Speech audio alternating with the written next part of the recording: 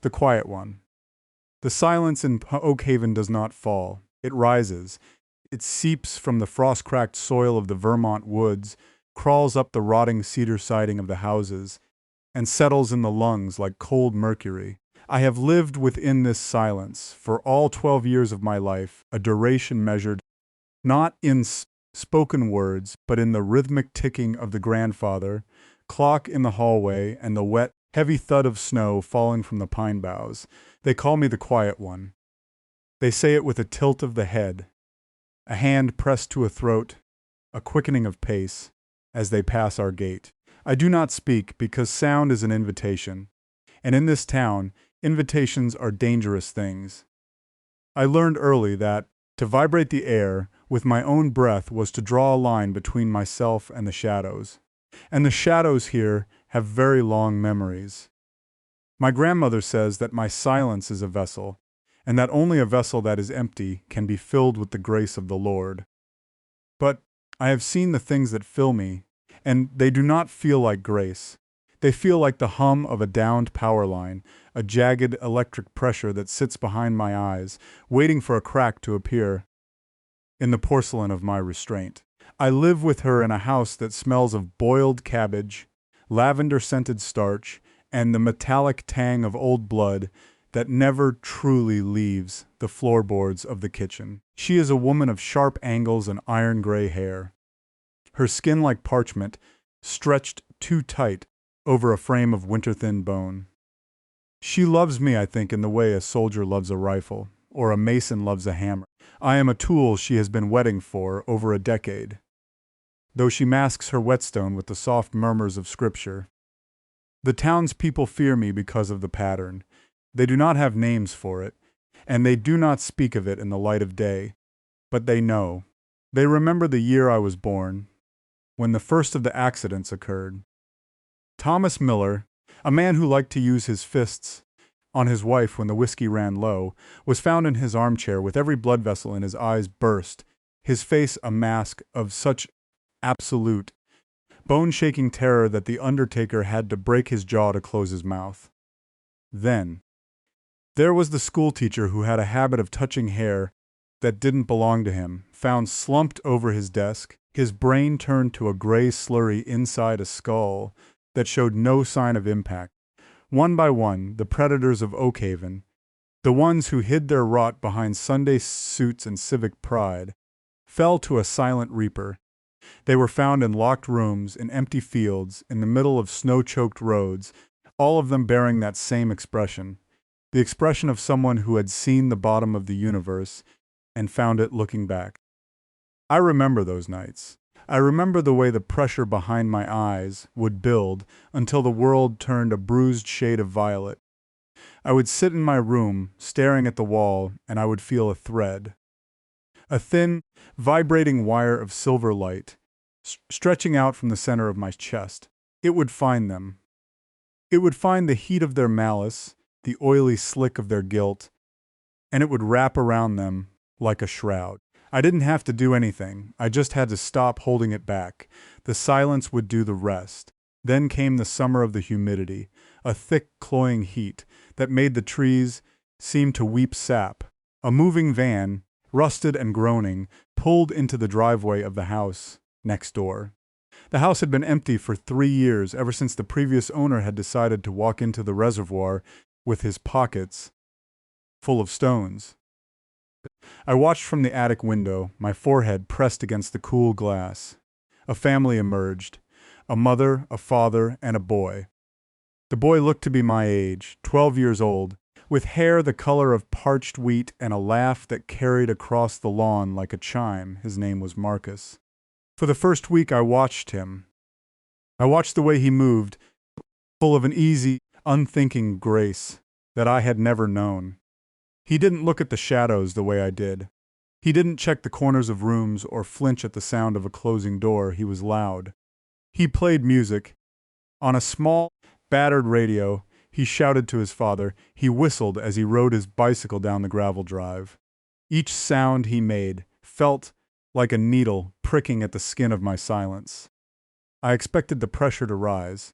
I expected the silver thread to seek him out, to find some hidden rot within him and snuff it out. But the thread stayed coiled in my chest, dormant and strangely warm. Marcus was the first person who didn't look through me one afternoon. While I was sitting on the porch steps, whittling a piece of cedar into a shape that had no name, he walked across the property line. He didn't stop at the edge of the grass, he kept coming until he was standing 3 feet away, his shadow falling over my hands.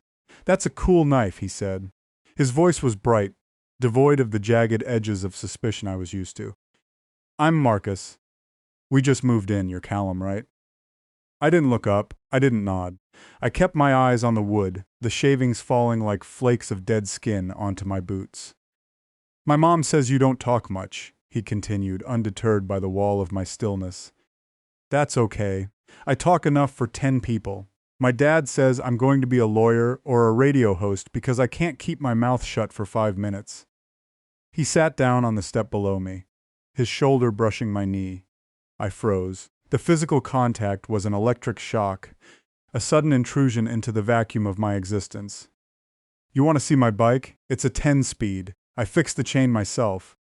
I looked at him then. His eyes were a clear, startling blue, free of the clouds of fear that darkened the eyes of everyone else in Oakhaven. In that moment, the silence felt different. It didn't feel like a shield or a weapon. It felt like a void that was waiting to be filled. I didn't speak, but I stood up and followed him to the driveway. It was the first time I had ever stepped toward another person instead of away. As the weeks passed, a strange thing happened. The deaths stopped. The pressure behind my eyes, which had been a constant low-level thrum for as long as I could remember, began to recede. It was as if Marcus, with his noise and his light and his unearned kindness, was an anchor, holding me down to the earth and preventing me from drifting off into that cold, violet space where the killing happened. We spent our days in the woods, building forts out of fallen branches, and hunting for crawfish in the shallow creek. He talked about the city they had left, about the comics he collected, about the girl he liked in his old school. I listened. I became the vessel he needed, and in return, he gave me a version of the world that wasn't built on dread.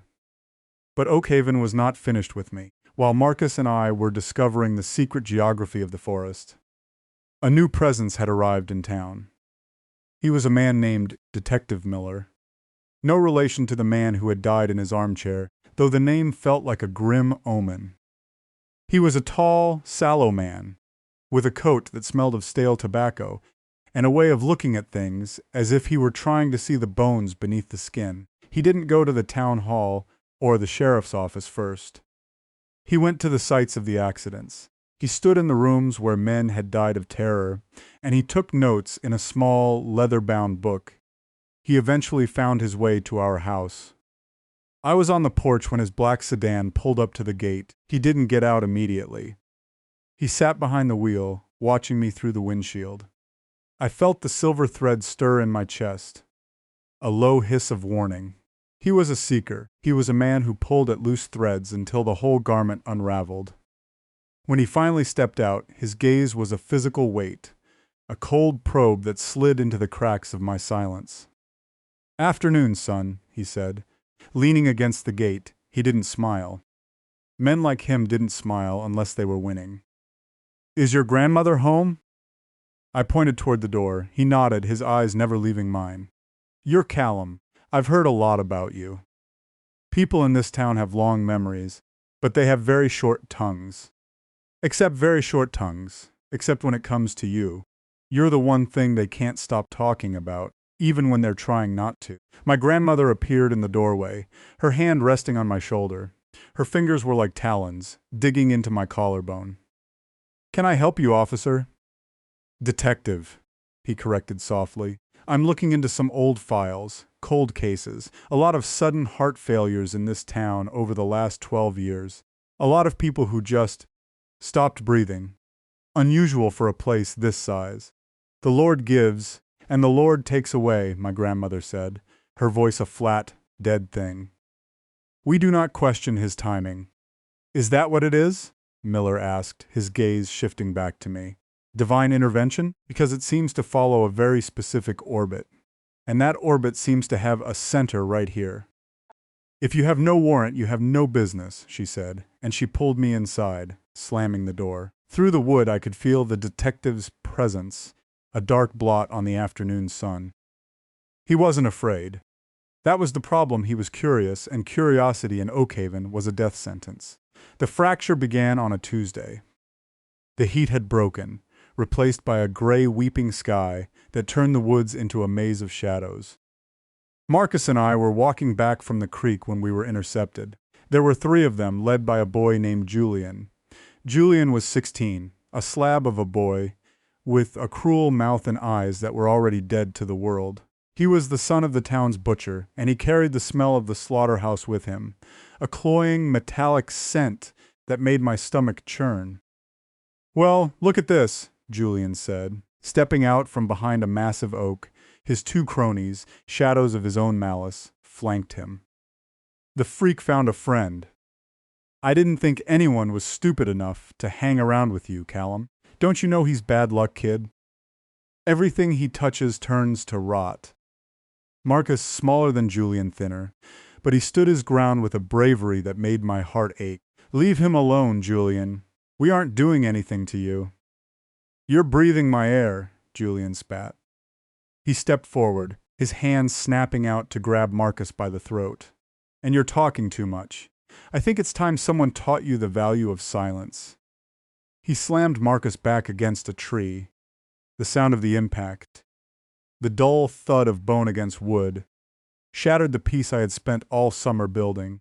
Marcus gasped, his face turning a panicked shade of red as Julian's fingers dug into his windpipe. "Look at him," Julian laughed, glancing back at his friends. "He's shaking.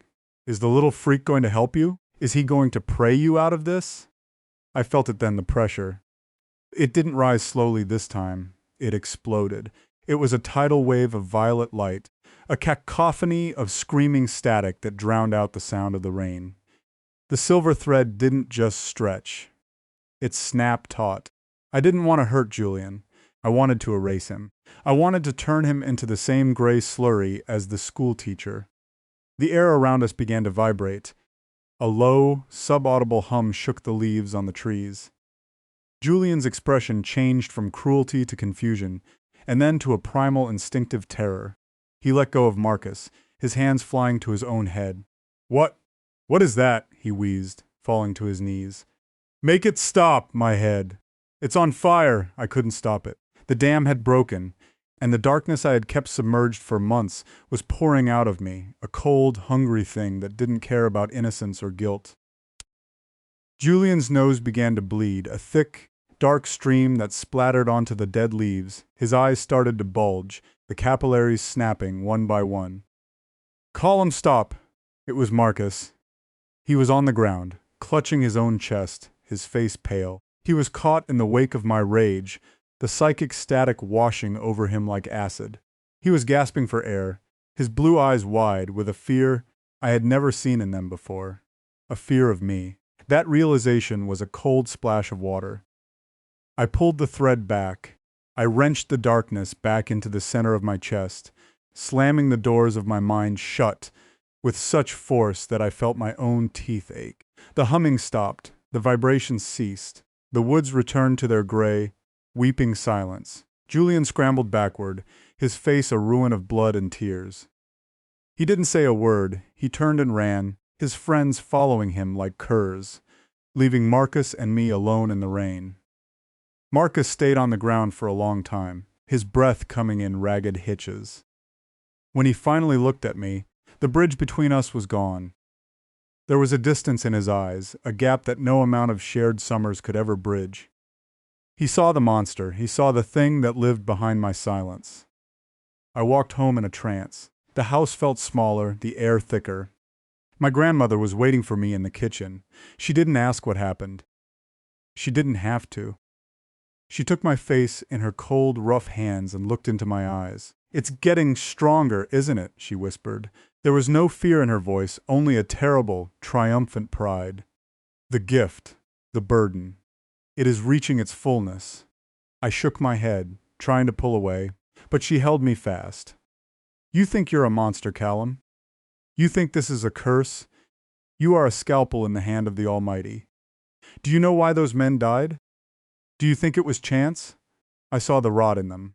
I prayed for a way to cleanse this town, and the Lord gave me you. Every time you felt that pressure, every time you let that thread loose, I was there, guiding it. I was the one who whispered the names into your sleeping ears. I was the one who showed you where the darkness hid. The room seemed to tilt. The memory of the deaths, the teacher, the husband, the butcher's father, flashed through my mind, but they weren't my memories. They were hers. I saw her standing over my bed while I slept, her voice a low, rhythmic chant, shaping my power, directing my subconscious rage toward the targets she had chosen. I wasn't a protector. I wasn't even a self-made killer. I was a puppet, a biological weapon grown, in a garden of religious mania. We have work to do. Callum, she said, her eyes shining with a frantic light. The detective, he is a seeker of lies, a man who would tear down the temple to find a crack in the foundation. He must be silenced. Not for us, but for the work. I backed away from her, my heart hammering against my ribs like a trapped bird. The internal darkness, the villain I had thought was mine, was a shared thing. It was a parasite that had fed on my silence and her hate. I stumbled out of the kitchen, through the hallway, and out into the night. The world was breaking as I ran toward the woods. I felt the psychic static beginning to leak out of me again. But this time it wasn't a focused beam, it was a cloud, it was a storm. As I passed the neighbors' houses, windows began to spiderweb and shatter. Dogs began to howl in a frantic, glass-shattering register. I could feel the nosebleeds, starting in the people sleeping behind those walls, a collective thrum of pain that fed back into me, making the pressure even worse. I found myself at the creek, the place where I had felt the most human. The water was high, rushing over the stones with a frantic energy. I fell to my knees, clutching my head, trying to hold the pieces of my mind together. Callum? I looked up. Marcus was there. He was standing on the opposite bank, his yellow raincoat a beacon in the gloom. He looked terrified, his body trembling, but he didn't run. Get away! I tried to scream, but no sound came out. My throat was a desert. My vocal cords calcified by years of disuse. I projected the thought as hard as I could. Go! Run! I'll kill you! I'm not leaving you! Marcus shouted over the roar of the water and the hum of the static. I know you're in there. I know it's not you doing this. But it was me. It was all me. The detective appeared then, emerging from the trees behind Marcus. He had a gun in his hand, but it looked like a toy against the backdrop of the psychic storm. The air around him was distorting, the light bending as if through a thick lens. Callum, Miller yelled, his voice strained. Listen to me, your grandmother. She's been using you. I have the records. I know what she's done. You don't have to be this. You're just a kid. He stepped toward the bank, but the ground beneath his feet began to liquefy. The trees groaned, their roots screaming as they were torn from the earth by the sheer force of the mental vibration. My grandmother appeared on my side of the creek, a shadow among shadows. Finish it, Callum. Silence the doubter. Protect the sanctuary. I looked at the detective. I felt the silver thread leap toward him. Sensing the threat he represented to the only life I had ever known, it would be so easy. A flick of the wrist, a momentary release of the dam, and he would be gone. The investigation would end. The secret would stay buried in the Vermont frost. Then I looked at Marcus. He was watching me, his eyes full of a desperate, pleading hope. He wasn't looking at the monster. He was looking at the boy who whittled cedar and hunted for crawfish. He was the only thing holding me to the world of the living, the only anchor in a sea of violet fire. If I killed the detective, I would be exactly what my grandmother wanted. I would be the tool. I would be the vessel of her hate. And I would lose the only person who had ever truly seen me. The choice felt like a physical tearing. I turned the power inward. Instead of lashing out at the detective, I collapsed the static upon myself. I felt my own blood vessels begin to strain. I felt the heat in my brain reach a boiling point. I took all the rage, all the inherited guilt, all the silence of 12 years, and I crushed it into a single, dense point of light at the center of my being. The explosion was silent. A shockwave of pure, colorless energy rippled out from me, knocking the detective and Marcus to the ground and sending my grandmother reeling back into the dark. The trees fell silent. The vibration stopped. The pressure behind my eyes vanished, leaving behind a hollow, aching void. I fell forward into the mud, my breath coming in slow, shallow gasps. The world was dim, the edges of my vision fraying into gray. I felt a hand on my shoulder, a warm, shaking hand. "Callum?" Marcus whispered. I couldn't answer.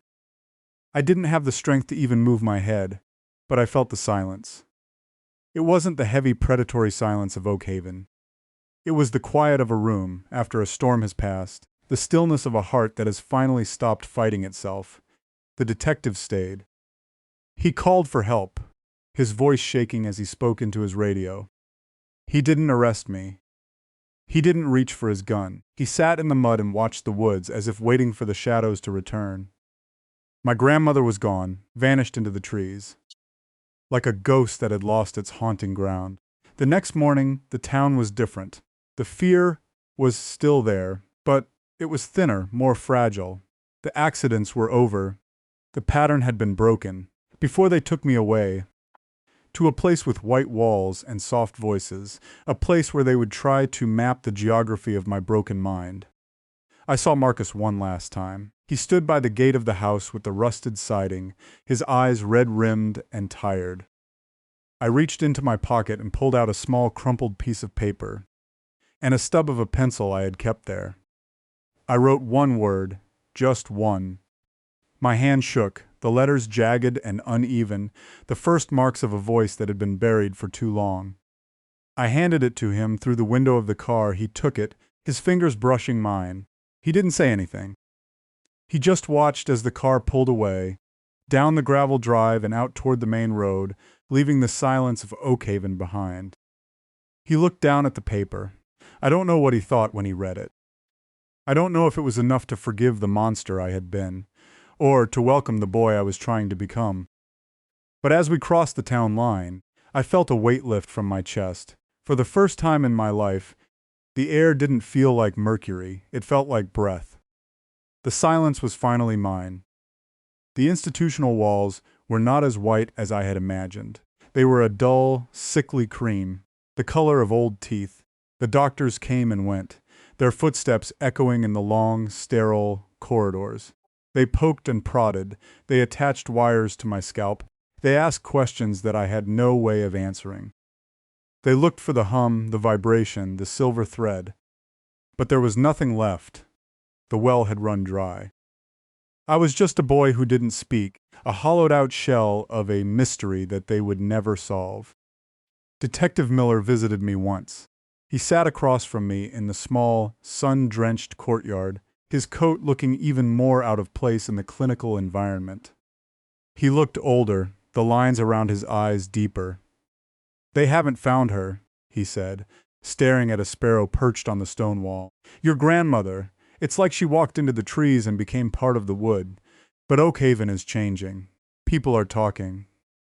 The secrets are coming out. It's going to be a long time before that town is whole again, if it ever is." He looked at me then, his gaze searching. "I think you did it on purpose. I think you broke yourself to save us, or maybe just to save him." I didn't blink. I didn't nod. I watched the sparrow take flight, its wings a blur of brown against the blue sky. "Marcus moved," Miller continued. "His parents, they couldn't stay, not after what happened. But he asked about you. He asked me to give you this." He reached into his pocket and pulled out a small, carved piece of cedar.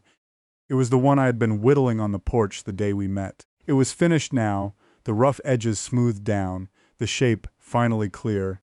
It was a bird, its wings spread wide, frozen in the moment before it left the earth. I took it. The wood was warm from the sun. I ran my thumb over the grain, feeling the life that still lived within the dead branch. When Miller left, I sat in the courtyard for a long time. The silence here was different. It wasn't a shield. It wasn't a weapon. It was a choice. Every day that I didn't speak was a day that I kept the darkness at bay. Every day of quiet was a tribute to the boy who had looked at me and seen a friend instead of a monster. I thought about the word I had written on that piece of paper. I thought about the way Marcus had looked when he read it. It was the only word that mattered, the only word that could bridge the gap between the silence and the world. Sorry, it was a small word. 5 letters, a handful of sounds I might never actually make, but it was the foundation of the new house I was building in the ruins of my mind. A house with windows that didn't shatter and doors that didn't have to be locked. The night eventually came, as it always does. The shadows in the institution were long and thin, stretching across the linoleum floors. I lay in my bed, the cedar bird clutched in my hand. I listened to the sound of the wind outside, a soft, whistling breath that moved through the trees. For the first time, I wasn't afraid of the dark. I wasn't waiting for the pressure to build. I wasn't listening for the names of the guilty. I was just a 12-year-old boy, alone in the quiet, waiting for the sun to rise, and in that stillness I found something I had never known in the woods of Vermont. I found peace. But as I drifted towards sleep, a faint, familiar thrum tickled the back of my brain. It was distant, a ghost of a vibration, a memory of the silver thread. It didn't feel like hate. It didn't feel like my grandmother's guidance. It felt like a question. I closed my eyes and pushed it down. I wrapped it in the layers of my silence, burying it deep beneath the cream-colored walls and the scent of antiseptic. I would never answer that question. I would never let the thread find its way back to the light. I am the quiet one, and I will stay that way until the world forgets I ever had a voice at all.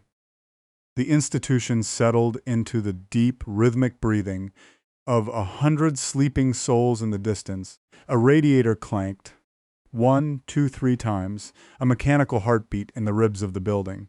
I held the cedar bird tighter. The wood felt almost vibrant, as if the spirit of the tree was still pulsing within the carved wings. I thought of Oakhaven. I thought of the reservoir where the man had drowned himself, and the woods where Julian had bled into the leaves. I thought of my grandmother out there somewhere in the dark, her mind, a twisted thicket of scripture and malice. She was waiting. I knew she was waiting for the vessel to fill again. She believed that the silence was just a pause between movements, a breath held before a scream. But she was wrong. She didn't understand the strength it took to be empty. She didn't understand that the greatest power I had ever possessed wasn't the ability to kill, but the ability to stop. I remember the first time I felt the thread. I was 4 years old. A stray dog had been hit by a car in front of our house, its back broken, its eyes wide with a pain that the world had no remedy for. My grandmother had stood over it, her lips moving in a silent prayer. I had felt the dog's agony as if it were my own. A jagged red heat that tore at my chest, and then, without knowing what I was doing, I had reached out, not with my hands, but with my mind. I had touched the pain, and I had extinguished it. The dog had sighed, its body relaxing into the gravel, and the red heat had turned to a cool, violet gray. My grandmother had looked at me then, her eyes wide with a terrifying light. She hadn't seen a child showing mercy. She had seen a miracle. She had seen the beginning of her crusade. "You have the touch, Callum," she had whispered, her voice trembling. "The touch of the reaper and the touch of the king. You will be the one to prune the garden." From that day on, she had been the architect of my darkness. She had fed me stories of the wicked, of the sinners who walked among us, of the rot that needed to be cut away so the healthy could survive. She had turned my empathy into a weapon, my sensitivity into a sensor for the shadows. She had taught me that the only way to protect the people I loved was to destroy the people she hated. And I had believed her, because I was a child, and she was the world. But Marcus had changed the world. He hadn't asked me to prune the garden, he had asked me to play in it. He had shown me that life wasn't just a series of threats to be neutralized, it was a series of moments to be shared. He had given me a reason to want the silence to be peaceful. I wondered where he was now. Was he in a new city, with new friends? Did he still have his 10-speed bike? Did he still talk enough for 10 people? I hoped so. I hoped he was loud. I hoped he was so loud that the memory of my silence was drowned out by the noise of his life. A nurse passed my door, the soft squeak of her rubber soles, a comforting rhythm. I let my mind drift, following the sound down the hallway. I didn't reach out. I didn't search for her secrets.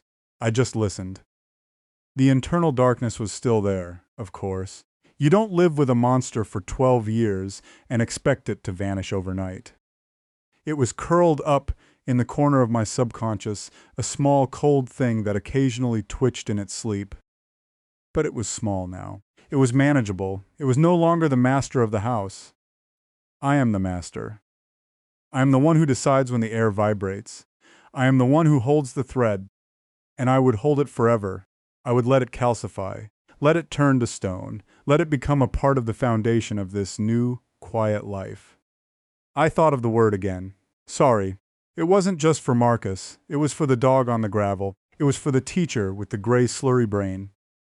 It was for the husband with the burst eyes. It was for all the people I had been forced to prune. Before I knew I could choose to grow. The darkness twitched again. A faint ripple of violet light behind my eyelids. I didn't flinch. I didn't fight it. I simply breathed, a slow, steady intake of air that tasted of dust and old books. 1, 2, 3. I counted the breaths until the light faded, until the vibration died, until the only thing left was the sound of the wind and the weight of the cedar bird in my hand. I was Callum. I was 12 years old. I was in an institution in Vermont. And for the first time in my life, I was exactly where I wanted to be. The quiet one, the peaceful one, the one who had finally learned how to say no. I closed my eyes and let the sleep take me. It was a deep, dreamless sleep, a void that was not a threat but a sanctuary. There were no silver threads there. There were no violet storms. There was only the dark and the silence and the slow, steady ticking of a clock that I didn't have to listen to anymore. In the morning, the sun would rise over the mountains, and the world would begin its noisy, chaotic dance once again. But I would stay here in the quiet.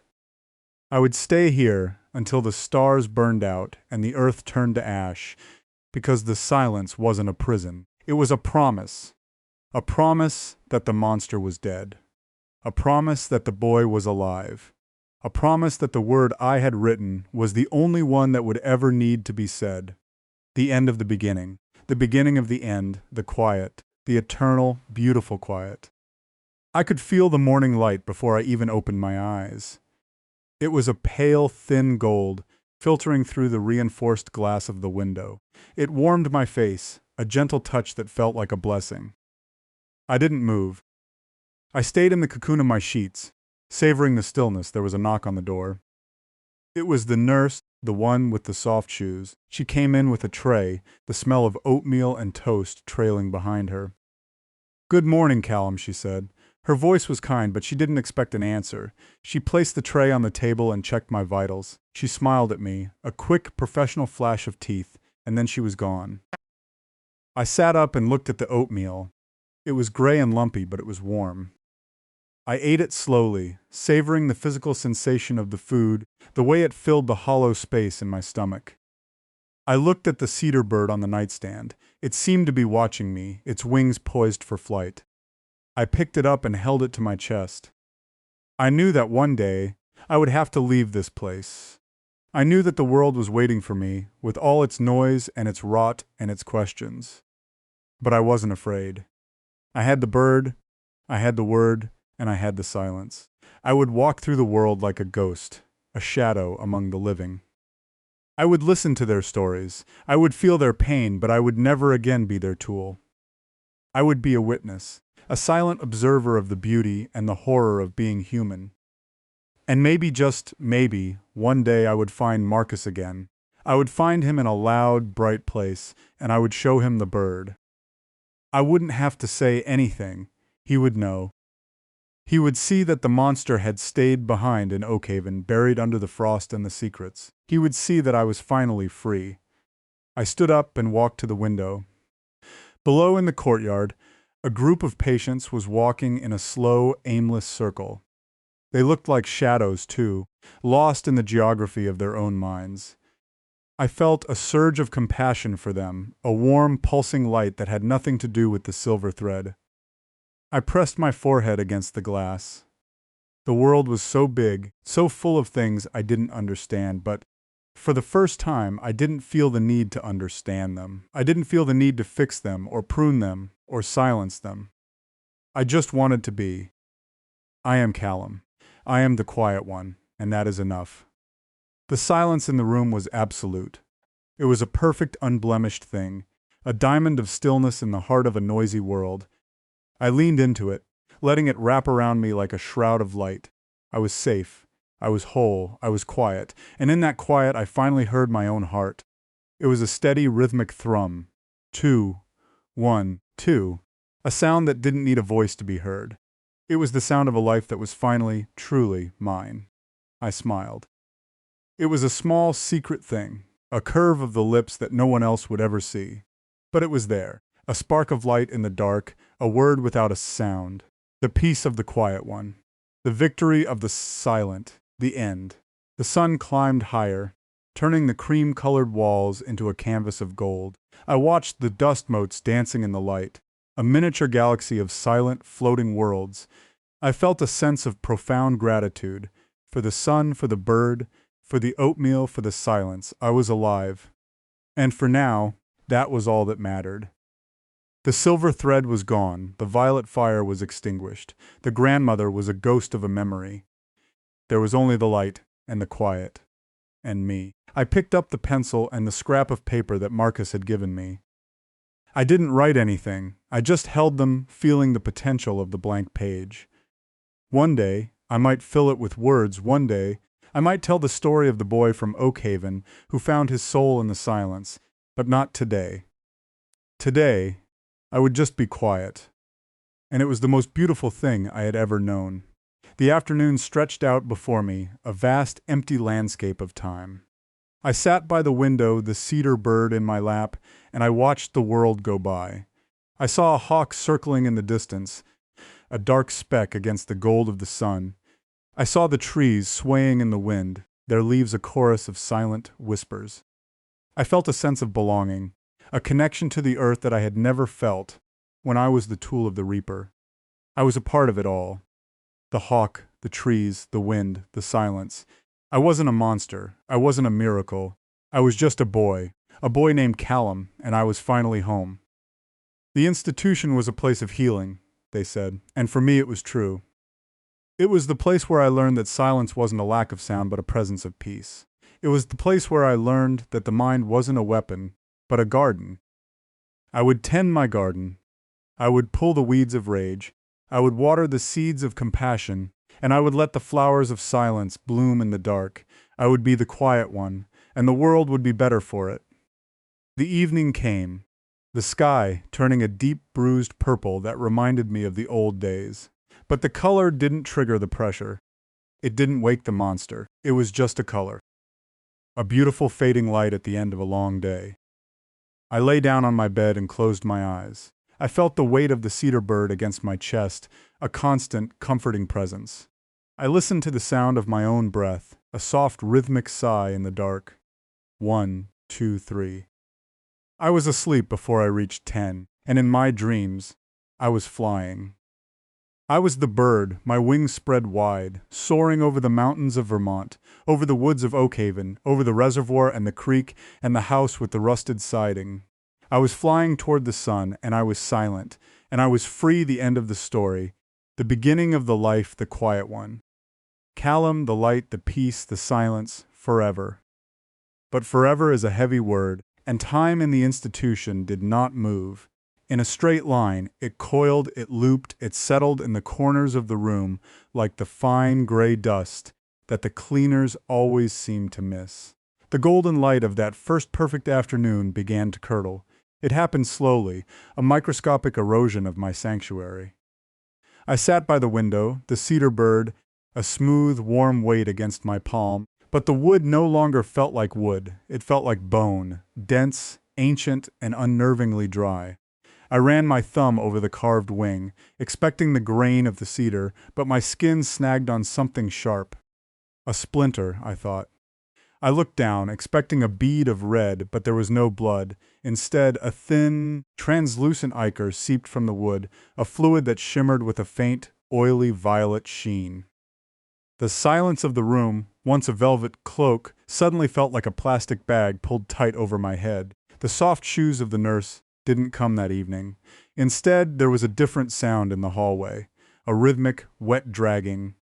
Slap-shush. Slap-shush. It was the sound of something heavy being pulled across the linoleum, something that didn't have feet, or perhaps had too many. I stayed very still. I did not reach for the silver thread. I told myself it was just the pipes, or a janitor with a heavy mop, or the echo of my own heartbeat, amplified by the sterile acoustics of the ward. I am the quiet one, I whispered to the empty room. I am the master. But the shadows in the corner weren't listening. They were lengthening, stretching toward my bed like skeletal fingers. The sun had dipped below the mountains, and the bruised purple of the sky was no longer a beautiful, fading light. It was a bruise that refused to heal, a deep necrotic stain that seemed to be leaking into the room. The air began to taste of copper and ozone. The vibration started in my molars. It wasn't the violent roar of the old days, the storm that had leveled Oakhaven. It was a low-frequency hum, so deep it was felt, rather than heard, a tectonic shifting beneath the floorboards of my reality. 1, 2, 3. I counted, but the numbers felt slippery. They didn't anchor me anymore. Shadow fell across the gap beneath my door. It didn't belong to a person. It was too wide, too amorphous, a puddle of ink that seemed to possess its own gravity. The dragging sound stopped right outside. Callum? The voice wasn't the nurse's. It wasn't Marcus's. It was a voice made of 1,000 dry leaves skittering across a tombstone. It was a voice I had tried to bury under the frost of Oakhaven, a voice that smelled of mothballs and funeral lilies. Callum, dear, it's so dark in there. Don't you want to let the light in? My breath hitched. The cedar bird in my hand grew cold. Colder than ice, a deep, systemic chill that numbed my fingers and crawled up my arm. The violet fluid on its wing began to pulse in time with the vibration in my teeth. "You're dead," I whispered, the words catching in my throat like dry wool. "I pruned you, I cut the thread." "Oh, little gardener," the voice rasped, accompanied by a soft, wet scratching at the wood of the door, the sound of fingernails that had been sharpened by years in the dirt. "You didn't cut the thread, you just buried it." And things grow in the dark, Callum. They grow so very fast when they're fed on regret. The door didn't open. It didn't have to. The violet light began to bleed through the cracks in the frame. Not as a flash, but as a viscous, glowing fog. It rolled across the floor, swallowing the golden dust motes, turning the cream-colored walls into the color of a fresh bruise. I scrambled back against the headboard, the sheets tangling around my legs like wet ropes. The peace I had cultivated was shattering, the shards piercing my skin. I looked at the window, my escape, my connection to the world of hawks and trees. The glass was no longer clear. It was covered in a thick, gray slurry. The same substance I had seen in the teacher's head, the same rot that had taken the husband's eyes. It was pressing against the reinforced pane, a mountain of psychic filth trying to get back in. The room began to shrink. Not figuratively, but physically. The walls were bowing inward, the ceiling lowering, the air becoming thick and cloying. The smell of the oatmeal from breakfast returned, but it was fermented now, smelling of sour milk and bile. "I said no," I screamed, but the sound didn't leave my mouth. It stayed trapped in my throat, a solid lump of silence that threatened to choke me. I looked down at the cedar bird. It wasn't a bird anymore. It was a knot of silver threads, writhing and twisting, knitting themselves into the shape of a hand. A small, withered hand that reached out and gripped my wrist. The pressure returned. It wasn't a headache this time. It was a slow, deliberate crushing of my skull, as if the entire weight of the institution, of Vermont, of the world, was being funneled into the space between my eyes. The violet fog rose, swirling into a shape in the center of the room. It wasn't my grandmother. Not exactly. It was a memory of her, distorted by the lens of my own fear. She was tall, her limbs elongated and spindly, her skin the color of damp parchment. Her eyes were gone, replaced by two swirling vortices of silver light that hummed with the sound of 1,000 angry bees. "The quiet is a lie, Callum," she said, her mouth not moving, the words vibrating directly into my brain. "The world is a scream that never ends. You didn't find peace. You just built a smaller cage." She stepped forward, her feet making no sound on the floor, yet the floorboards groaned as if under the weight of an elephant. She reached out a long, translucent finger and touched the center of my forehead. The contact was an explosion. The room vanished, the institution, the bed, the cedar bird, all gone. I was standing in the middle of a vast, infinite plain of gray ash. Above me, the sky was a churning maelstrom of violet and silver, a storm of such magnitude that it made the Oakhaven event look like a summer breeze.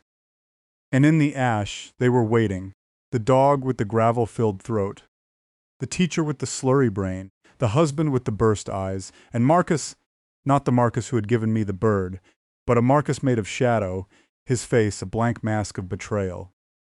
They weren't angry, they were hungry. "You chose this," the grandmother thing whispered, her voice coming from the storm above. "You wanted to be the master. You wanted to hold the thread. Now, feel the weight of every life you pruned. Feel the gravity of the silence you demanded." The figures began to move toward me, their movements jerky and unnatural like broken puppets. Every step they took sent a jolt of agony through my nervous system. I tried to close my eyes, but I had no eyelids. I tried to scream, but I had no lungs. I was just a point of consciousness in a sea of suffering. The silver thread, my thread, erupted from my chest. It wasn't a single strand anymore. It was a web, thousands of glowing, razor-sharp wires that connected me to every figure in the ash. I could feel their pain, their confusion, the cold terror of their final moments. It flowed into me like liquid lead, filling my veins, heavy and toxic. I realized then that the peace I had felt was just the eye of the hurricane. I hadn't conquered the monster, I had simply invited it to dine.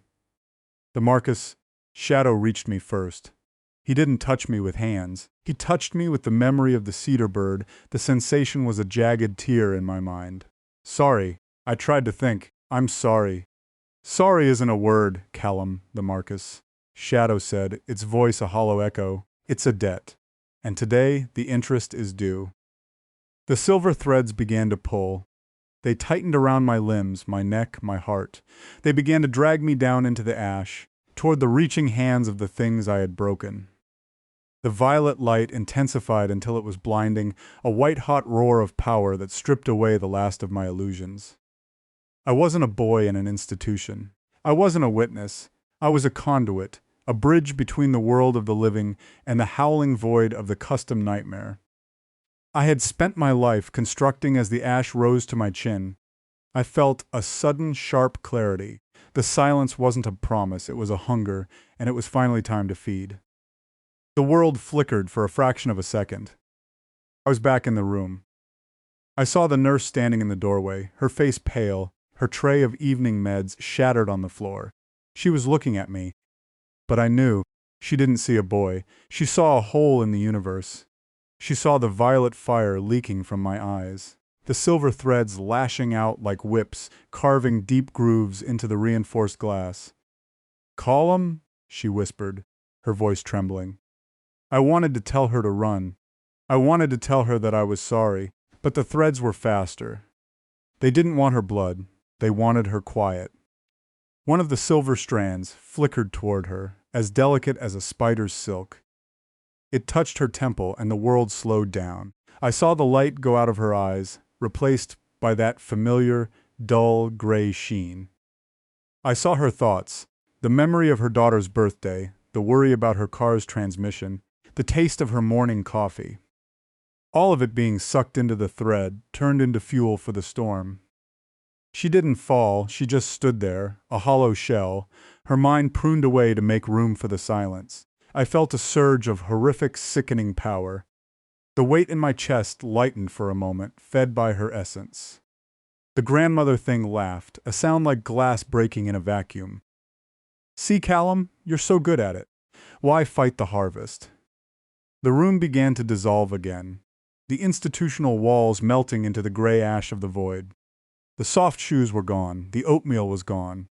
There was only the thread, the fire, and the endless growing debt. I looked at my hands. They were translucent, the silver threads visible beneath the skin like glowing veins. I wasn't turning to stone, I was turning into light, a cold, hungry light that would eventually consume everything.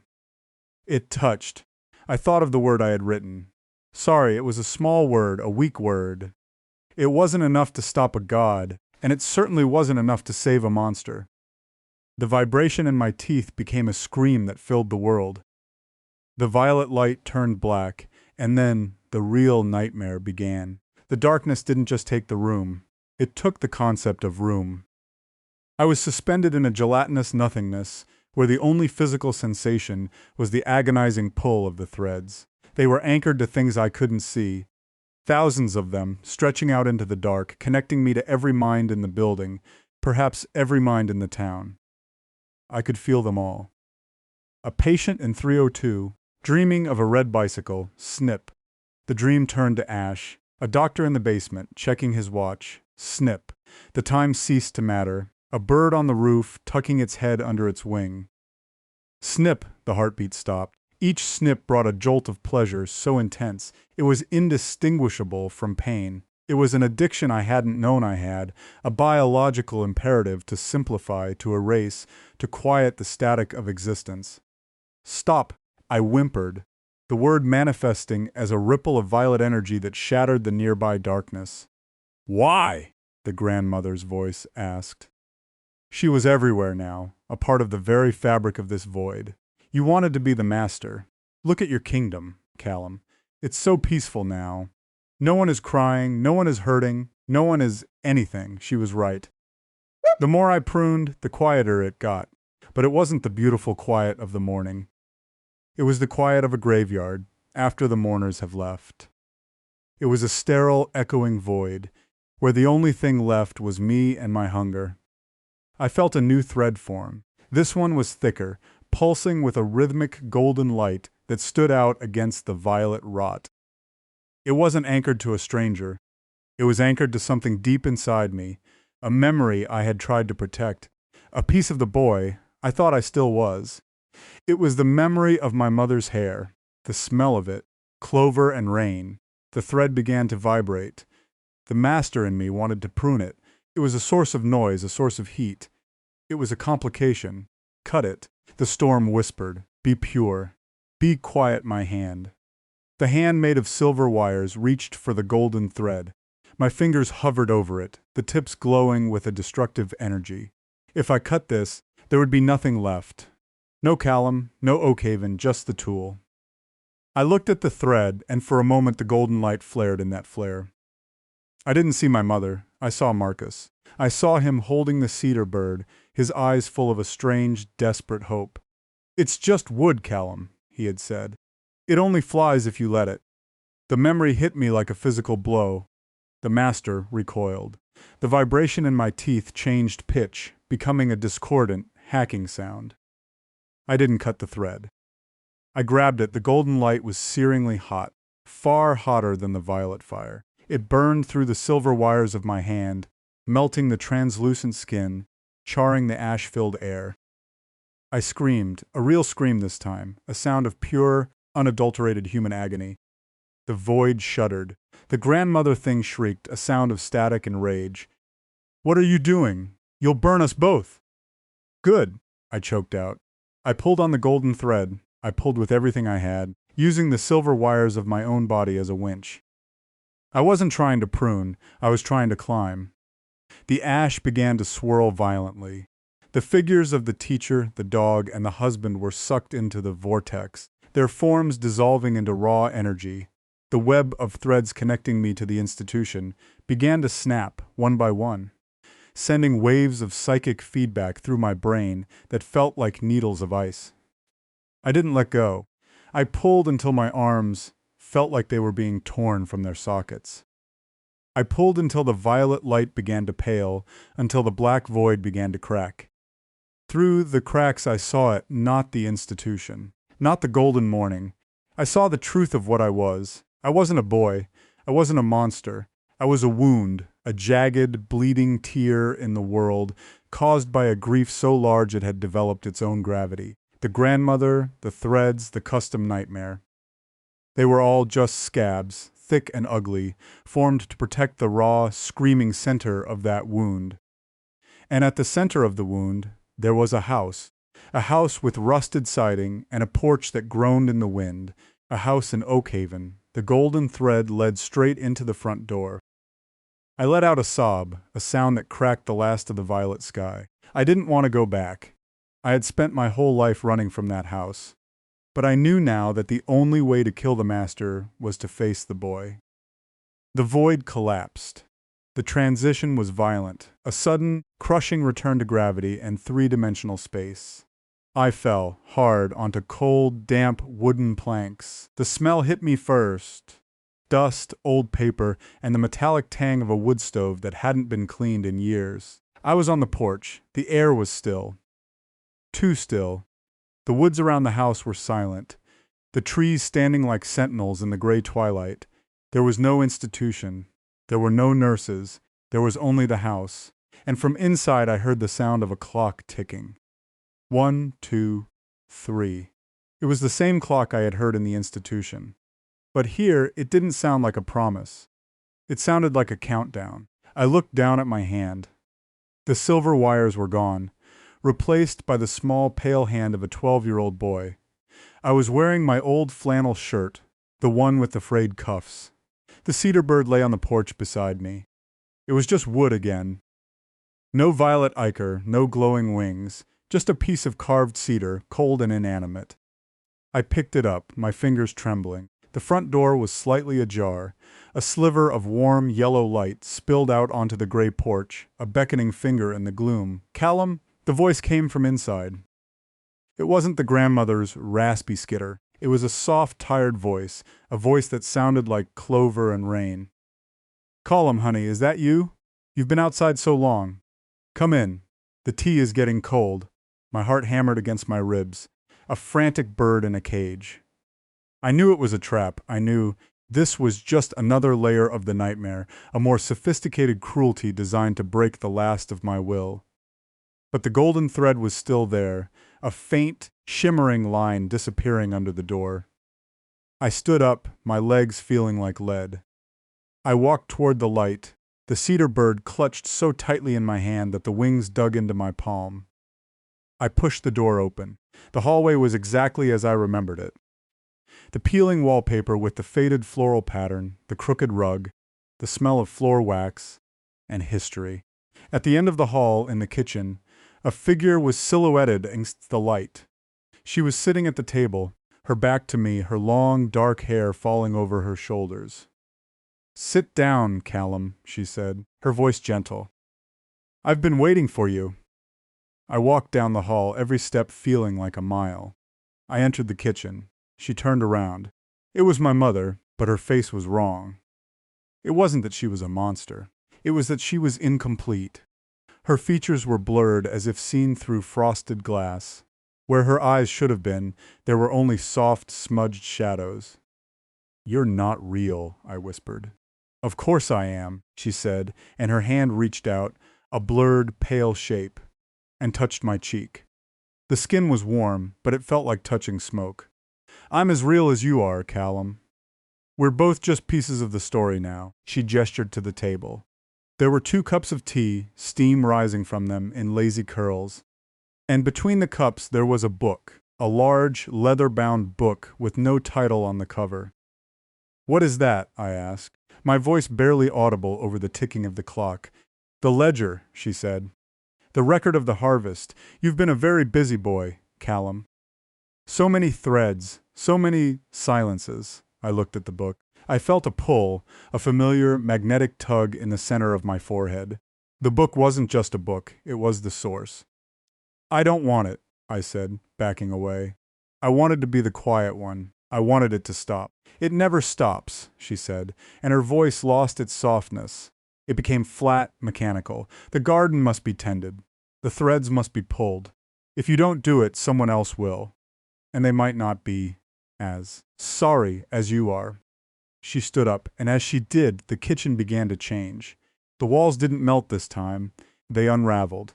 The floral wallpaper turned into millions of tiny, gray threads that began to weave themselves around her, around the table, around me. The light from the lamp turned violet. You think you're in an institution in Vermont, Callum. You think you're safe in a room with a nurse and oatmeal? She laughed, and the sound was the roar of the reservoir when the dam broke. You're still in the house, Callum. You never left. You've been sitting in that chair for 3 days. Ever since the storm started, the institution was just the first dream. A way for your mind to handle the pressure. I looked down. I wasn't standing. I was sitting. I was sitting at the kitchen table in the dark. There was no tea. There was no mother. There was only the book, and my hands were covered in silver ink. The realization hit me with the force of a physical collapse. The quiet, the peace, the cedar bird, Marcus, it was all a construct. A custom nightmare designed to keep me docile while the power took root. I wasn't the master. I was the soil. I looked at the book. It was open. On the page, in my own handwriting, were thousands of names. Marcus, the nurse, the dog, the teacher, and at the very bottom of the page, the ink still wet and shimmering with violet light, was a new name, Callum. The clock on the wall stopped ticking. The silence that followed wasn't peaceful. It was a vacuum, a sudden drop in pressure that made my ears bleed. The house began to groan, the wood screaming as the silver threads tightened. I could feel them now, not as external wires, but as a part of my own nervous system. I was the house. I was the woods. I was the storm. No, I gasped, the silver ink on my hands beginning to glow. I grabbed the book. I didn't try to close it. I tried to tear it. The paper was like iron. It resisted me. The silver ink burning my palms.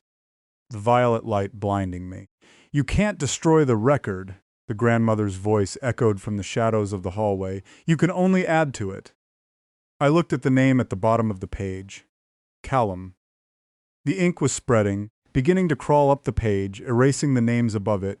It was consuming the record, consuming the history of my sins. I realized then that there was one way to end the silence. It wasn't by being quiet. It was by being loud. I didn't reach for the silver thread. I reached for the golden one.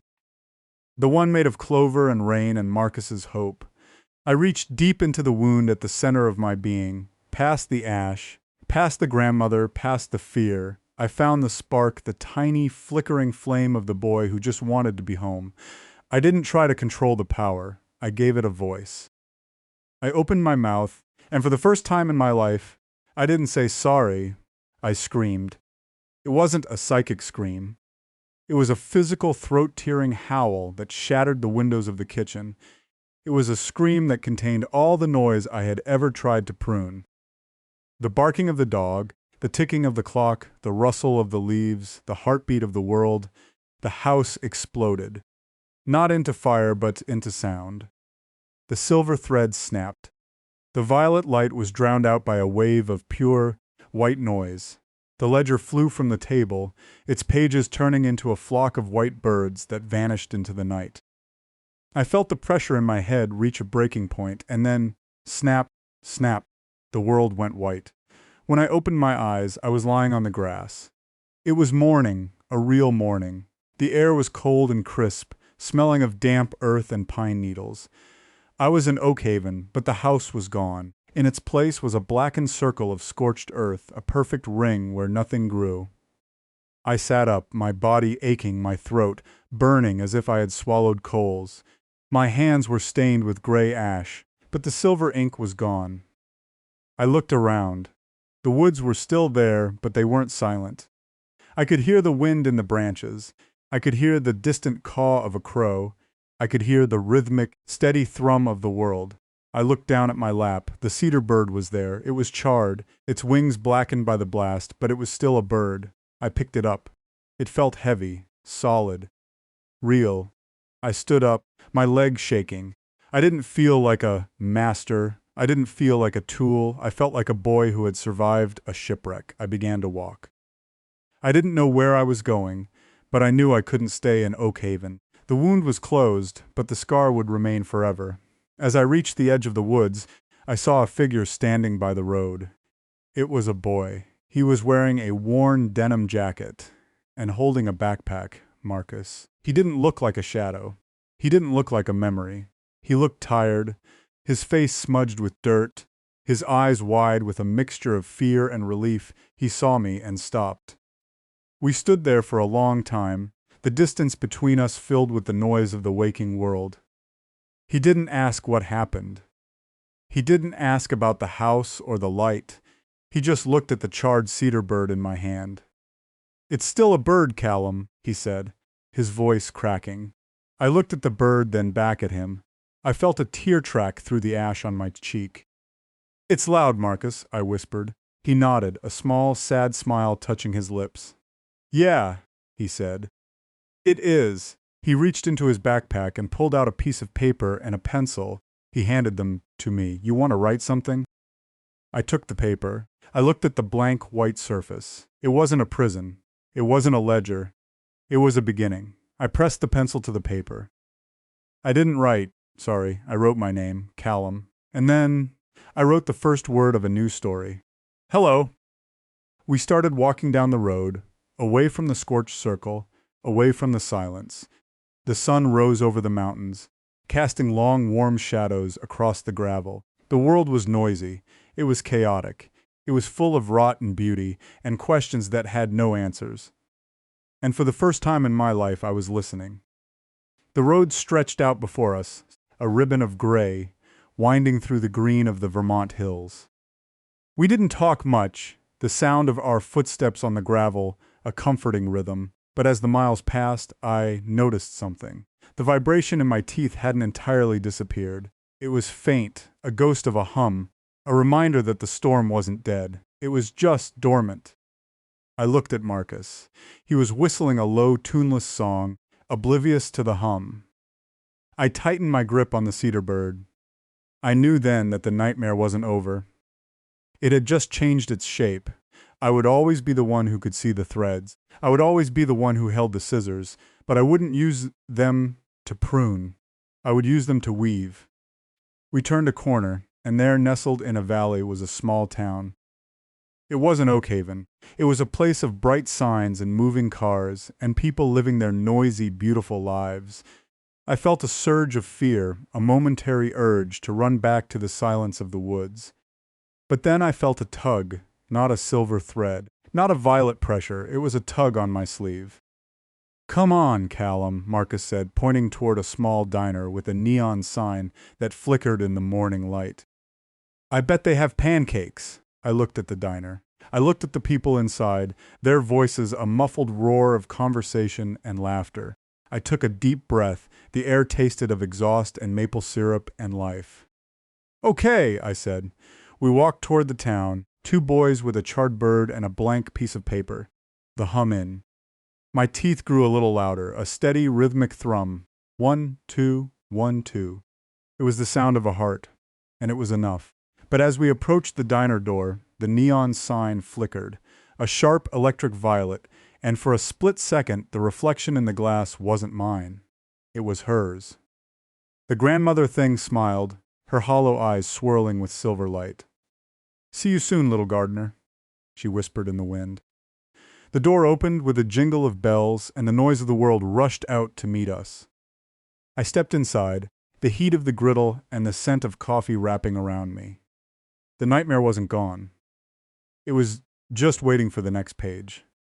And I was the one holding the pencil. I sat down at the counter, the charred bird on the stool beside me. Marcus ordered the pancakes, his voice bright and hungry. I looked at the blank paper in front of me. The story wasn't over. It was only getting started. And this time, I wouldn't be quiet. I picked up the pencil, the lead scratching against the paper. Once upon a time, the hum in my teeth settled into a low, steady growl. The storm was still there, but so was... I began to write. The diner was a microcosm of the world I had tried to erase. A waitress with tired eyes and a grease-stained apron shouted an order to the cook. An old man in a corner booth rattled his newspaper, the sound like dry bones. A toddler in a high chair wailed, a sharp piercing sound that set my nerves on edge. In the old days, yesterday, I would have felt the pressure rising. I would have reached for the silver thread and snipped the toddler's cry, turned the old man's paper to ash, and stilled the waitress's tongue. I would have demanded the silence. Now I just sat there, the pencil trembling in my hand. I looked at the charred cedar bird. The wood was cold, but as I watched, a tiny hair-thin line of violet light traced its way along the bird's beak. It was so faint I might have imagined it, but I knew I hadn't. The power wasn't gone. It was a part of me now, like my breath or my blood. It was the price I had paid for surviving the house. "You okay, Callum?" Marcus asked, his mouth full of pancake. I looked at him. His face was bright, his eyes clear. He didn't see the violet light on the bird. He didn't hear the hum in the air. He was safe in the world of the living, and I realized with a sudden sharp pang that I would never truly be there with him. I was a ghost who hadn't realized he was dead yet. "I'm fine," I said, my voice sounding hollow in my own ears. I looked back at the paper. I had written once upon a time, but the words felt like a lie. There was no once upon a time. There was only the now, and the now was terrifying. The waitress came over, her shadow falling across my paper. "You want something, hon? Or you just here to write the great American novel?" I looked up at her. She was smiling, but her eyes were weary. I could see the threads around her. Faint, gray wisps that spoke of a sick mother at home. A mounting pile of bills, and a deep, gnawing loneliness. The master in my head stirred. "It would be so easy," it whispered. Just a little snip. She wouldn't feel the worry anymore. She would be quiet. I gripped the pencil so hard the lead snapped. "Just water," I said, my voice a rasp. "Please?" She nodded and walked away, her gray threads trailing behind her like the tail of a kite. I looked at the snapped pencil. I looked at the charred bird. The vibration in my teeth was changing. It wasn't a hum anymore. It was a pulse. 1, 2, 3. I looked out the window. Across the street, in a small park, a group of children were playing. One of them, a girl with bright red pigtails, was laughing. The pulse in my teeth synchronized with her laughter. And then, I saw it, a silver thread, thicker and brighter than any I had seen before, was descending from the sky. It wasn't coming from me.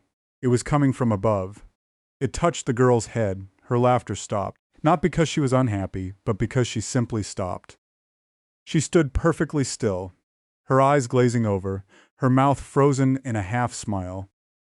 The other children didn't notice. They kept playing, their own gray threads fluttering in the wind. My heart stopped. I looked at the charred bird. The violet light on its beak was glowing brighter now, pulsing in time with the silver thread across the street. "Marcus," I whispered, reaching out to grab his arm. "Look!" Marcus looked out the window. "Look at what? The kids?" "The girl," I said, my voice trembling. "The one with the red hair, she's being pruned." Marcus squinted. "She's just standing there, Callum. Maybe she's it for tag or something." But I knew. I could feel the coldness of the thread, the way it was sucking the life, the noise, the color out of her. And then I saw the grandmother. She wasn't a monster this time. She was a woman in a gray coat, sitting on a park bench, her hands folded in her lap. She looked perfectly normal, perfectly human, but she was looking straight at me, and she was holding a pair of silver scissors. She didn't wave. She didn't smile. She just raised the scissors and made a slow, deliberate cutting motion in the air. The girl with the red hair collapsed. The other children screamed. People ran toward her. The chaos of the world erupted. But the woman in the gray coat just sat there, her hollow eyes fixed on mine. "I told you, Callum," her voice whispered in my head, a cold wind in a graveyard. The garden must be tended. If you won't do it, I will. I stood up, the chair screeching against the floor. We have to go, I said to Marcus. What? We just got our food! Now! I shouted, the force of my voice cracking the water glass on the table. Marcus jumped, his face pale with shock. He didn't argue. He grabbed his bag and followed me as I bolted out the door.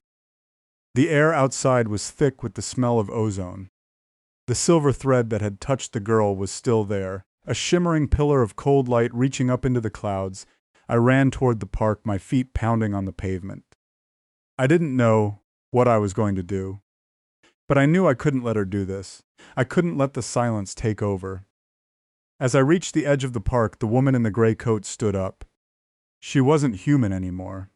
Her skin was turning to ash, her limbs elongating, the silver scissors growing until they were the size of swords. The people in the park, the parents, the children, the joggers, they didn't see her. They were all huddled around the fallen girl, their own threads flickering with panic. "Stop it!" I screamed, the violet fire erupting from my hands. The grandmother laughed, a sound that made the trees shiver. "Why, Callum? Isn't this what you wanted? The quiet? The peace? Look at her. She's so peaceful now." She pointed the scissors at another child, a boy on a swing. No, I didn't reach for the golden thread this time. I reached for the silver one. I didn't try to climb. I tried to fight. I lashed out with my own threads, the silver wires erupting from my chest like a swarm of angry hornets. They collided with her scissors, the impact sending a shockwave of energy through the park that shattered the windows of the nearby shops. The grandmother hissed, her hollow eyes glowing with rage. "You would fight your own nature, little gardener? You would protect the noise?" "It's not noise," I shouted, the silver threads wrapping around her limbs, trying to pull her down.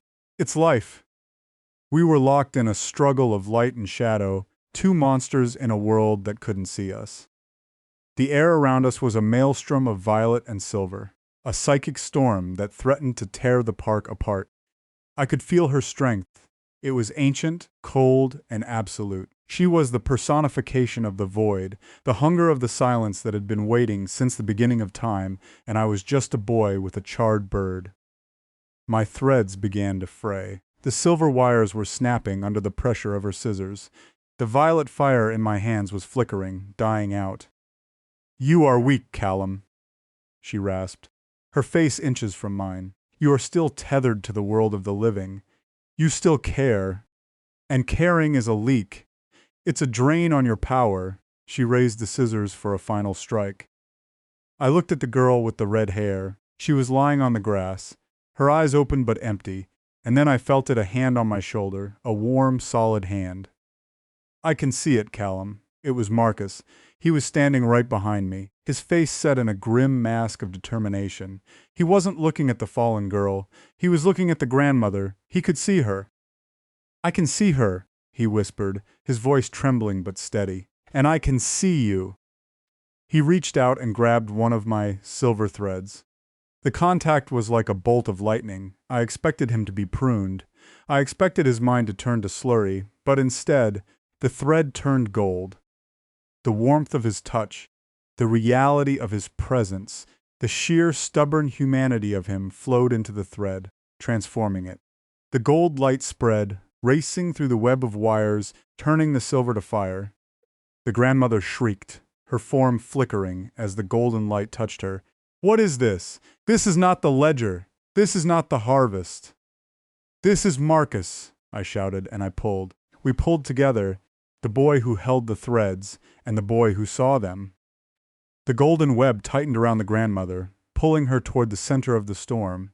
She fought, her scissors slashing at the light, but the gold was too strong. It wasn't made of power. It was made of connection. With a final earth-shaking roar, the grandmother dissolved.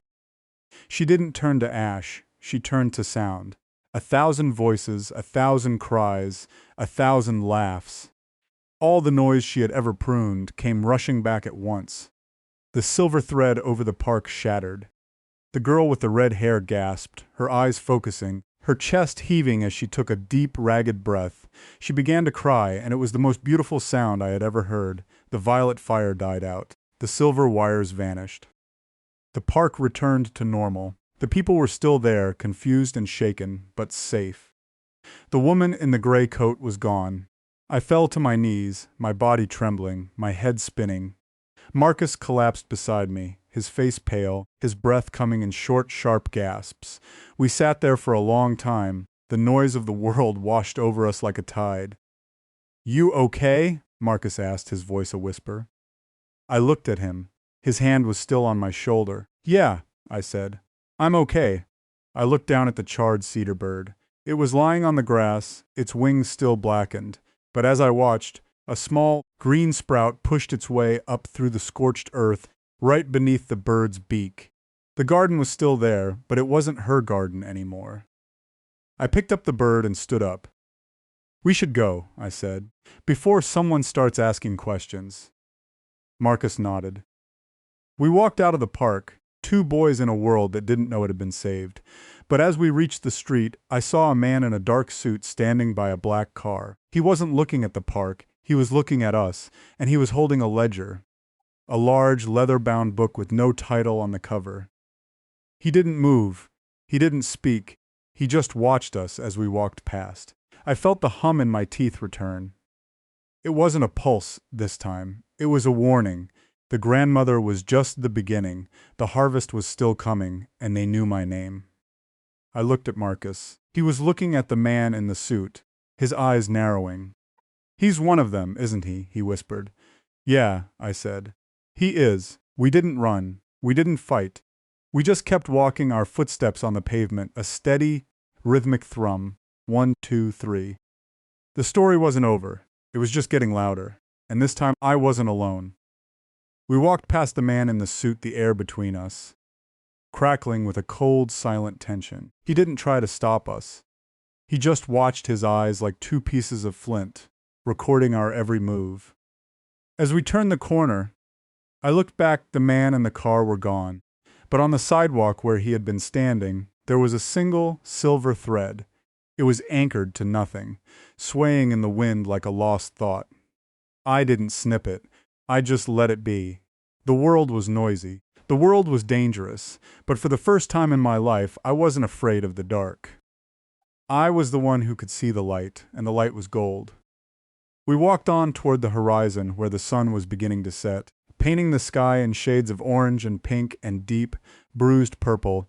It was a beautiful light, and it was enough.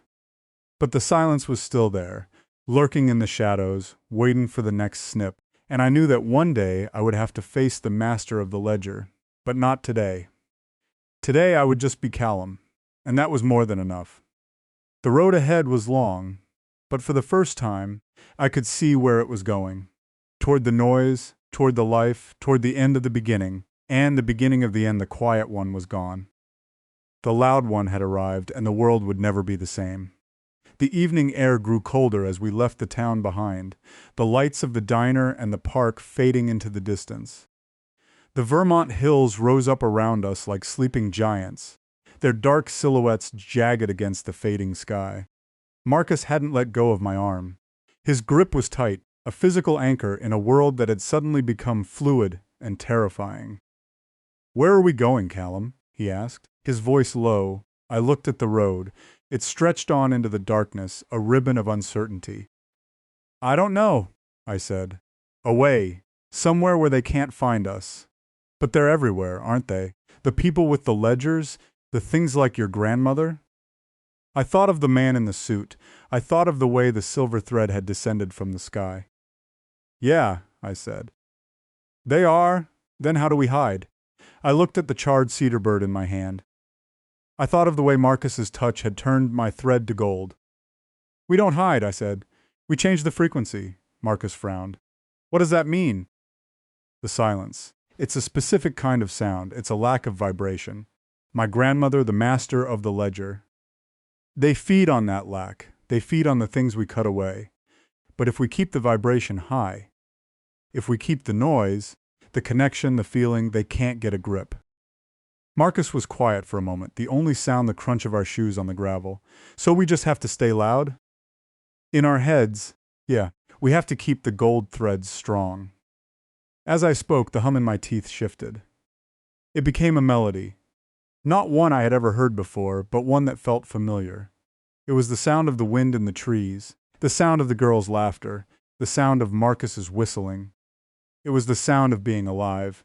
But as the darkness deepened, the melody began to falter. The woods on either side of the road were no longer just trees. They were becoming walls of shadow, thick and suffocating. The air grew still, the wind dying down until not even a leaf stirred. The silence was returning. "Callum," Marcus whispered, his voice trembling. "Do you feel that?" I felt it. It was a cold, cloying pressure, a weight on my chest that made it hard to breathe. The violet light began to bleed through the trees, a faint, sickly glow that pulsed in time with my heartbeat. 1, 2, 3. They weren't waiting for us in the town. They were waiting for us on the road. I stopped. Marcus stopped with me, his eyes wide with fear. In the middle of the road, about 50 yards ahead, a figure was standing.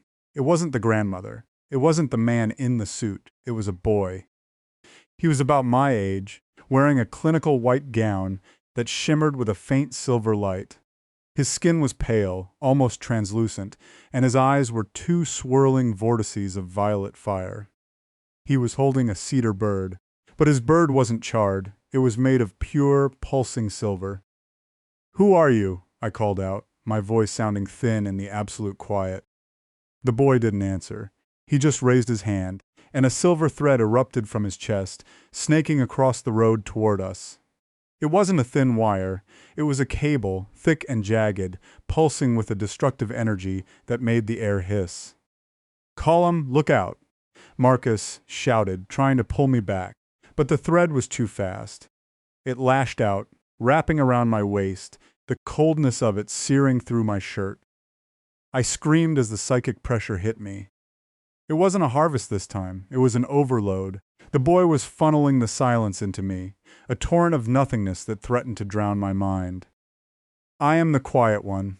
The boy's voice echoed in my head, a mirror of my own voice from the institution. "I am the master of the house, and you are the noise that must be pruned." I fell to my knees, the violet fire in my eyes blinding me. The golden thread between me and Marcus was fraying, the heat of the silver cable melting the gold. "No!" Marcus cried, reaching out to grab the cable. "Don't touch it!" I screamed, but it was too late. Marcus's hands closed around the silver cable. The explosion was silent. A wave of violet energy erupted from the contact point, throwing Marcus back across the road. He hit the gravel hard and didn't move. "Marcus!" I tried to reach for him, but the cable tightened, dragging me toward the boy in white. "He is irrelevant," the boy said, his voice cold and emotionless. "He is just a complication, a weed in the garden." I looked at Marcus, lying still in the dark. The golden thread between us was gone. The silence rushed in, a cold, dark tide. I felt the master in my head wake up. It didn't want to fight the boy. It wanted to join him. "See?" the voice whispered. "The noise only brings pain. The connection only brings suffering. Let it go. Be quiet. Be pure." My hands began to glow with a silver light. My fingers twitched, the scissors' motion becoming instinctive. I looked at the boy in white. He was me, not the me I was, but the me I was supposed to be. The perfect tool, the ultimate silence. "Give in, Callum," the boy said, stepping closer. "The ledger is waiting. The harvest is ready." I looked at the charred cedar bird in my hand. It was cold and dead, and then I saw it. Underneath the charred wood, a faint golden light was pulsing. It wasn't the light of the girl's laughter. It wasn't the light of Marcus's hope. It was the light of my own sorry. I realized then that sorry wasn't a debt. It wasn't a weakness. It was a shield. It was the acknowledgement of the noise. It was the acceptance of the pain.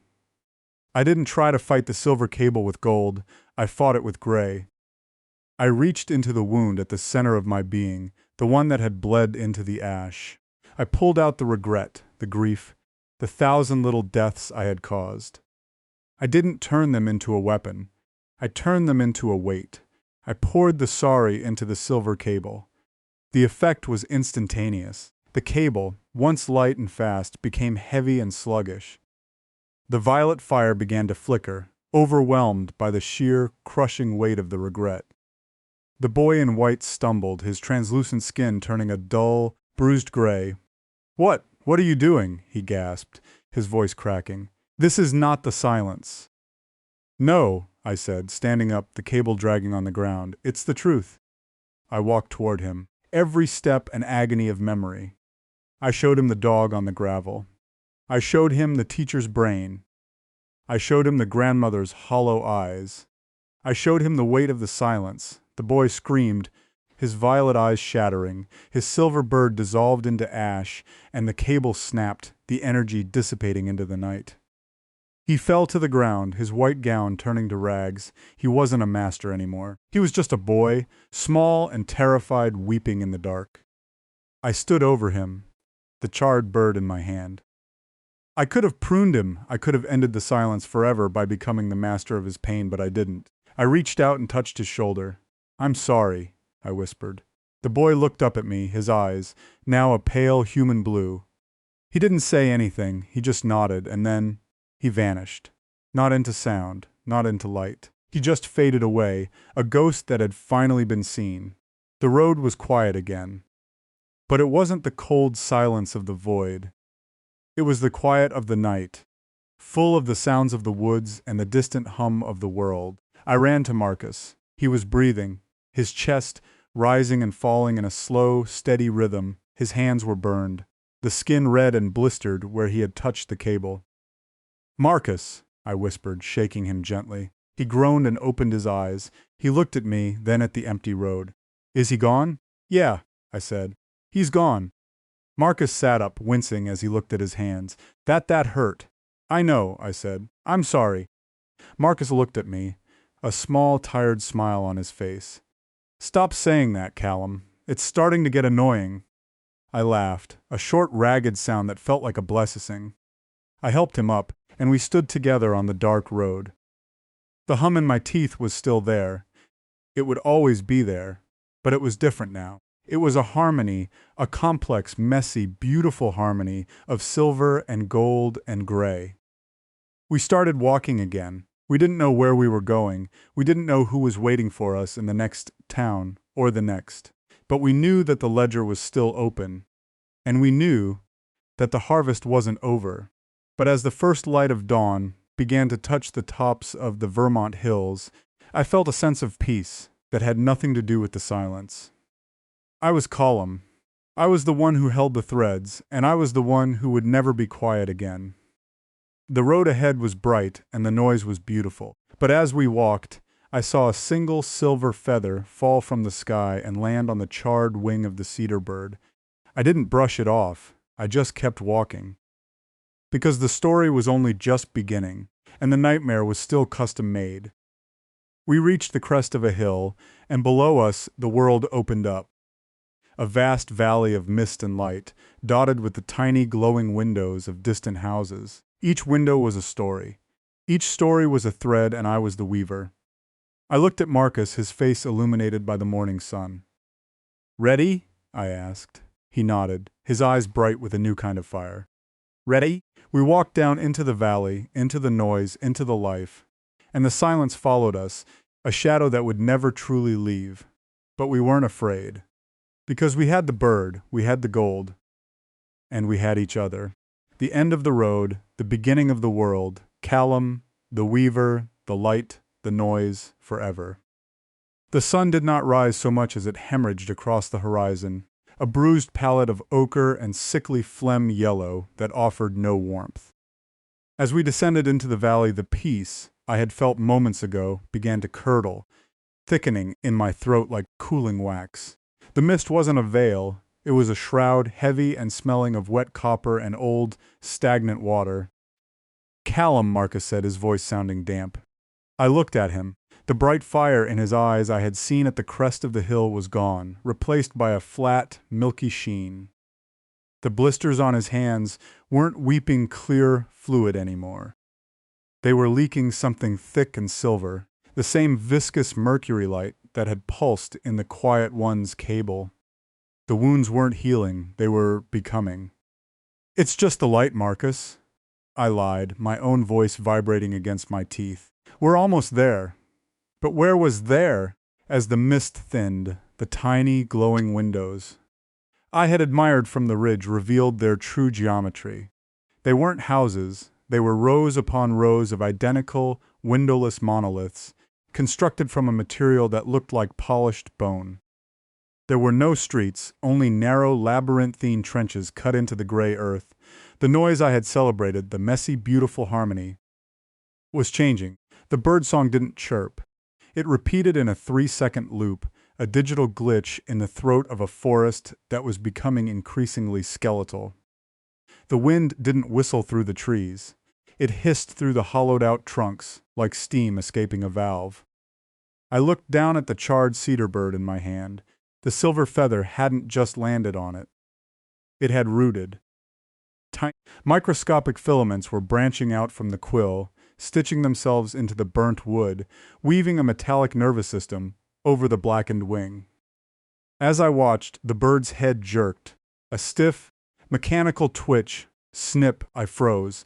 The sound hadn't come from the bird. It had come from the mist. Snips, snips. "Do you hear that?" Marcus whispered. He began to walk with a strange hitching gait, his knees locking at odd angles. "The rhythm, Callum. It's so orderly." "Don't listen to it," I snapped, grabbing his arm. His skin felt cold, the texture of fine porcelain. "We have to keep moving. We have to find a way out." "Out?" A voice drifted from the trenches ahead. It wasn't the boy.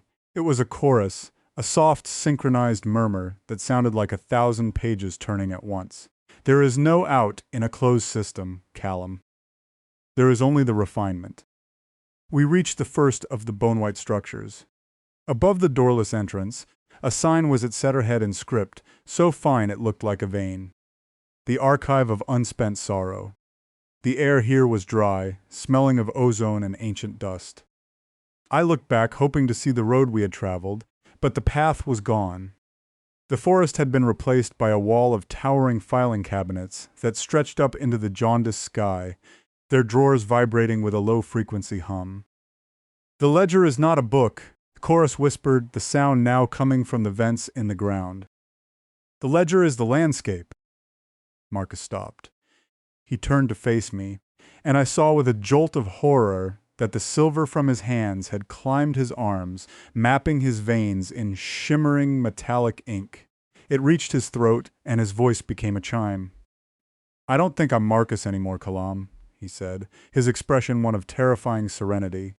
"I think I'm a footnote." "No!" I lunged for him, reaching for the gold thread for the gray of my regret, but when I tried to pull it from my chest, I felt a sharp, piercing resistance. I looked down at my own reflection in the polished bone wall of the archive. The silver feather on the cedar bird was no longer a feather. It had grown into a needle, and that needle was connected to a wire that led directly into the center of my palm. I wasn't holding the bird. The bird was anchored to me, and the gray I had used to defeat the boy. It wasn't a shield, it was a primer. The sorry I had poured into the silver cable hadn't broken the quiet one, it had cured him. It had neutralized the volatile psychic energy, turning it into something stable, something permanent, something that could be harvested without loss. The boy hadn't vanished because I defeated him. He had vanished because he was no longer needed as a vessel. The weight of the gray was pulling me down, making my limbs heavy, my thoughts sluggish. The regret wasn't my weapon. It was the lead they used to sink me into the depths of the custom nightmare. "You did so well, Callum," a new voice spoke.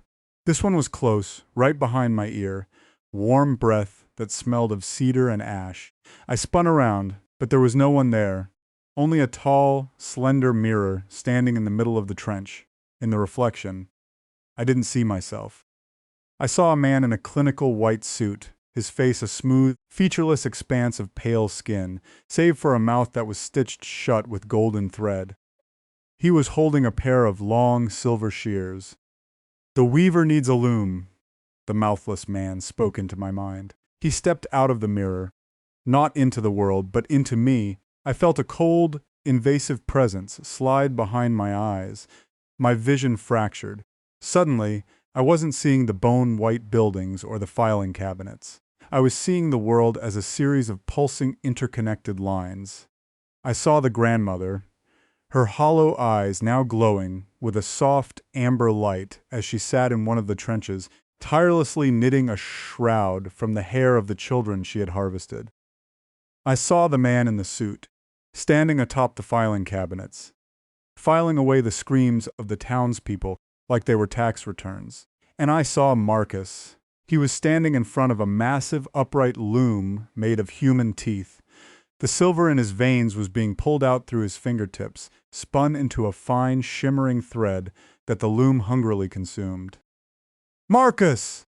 I tried to scream, but my jaw locked snip. The man in white was using my hands. I watched, a helpless spectator in my own body, as my fingers moved with a grace I had never possessed. I reached out toward the air, and I didn't feel the wind. I felt the tension of a thread, a golden thread. It was the thread of Marcus's hope, the very thing I thought had saved us.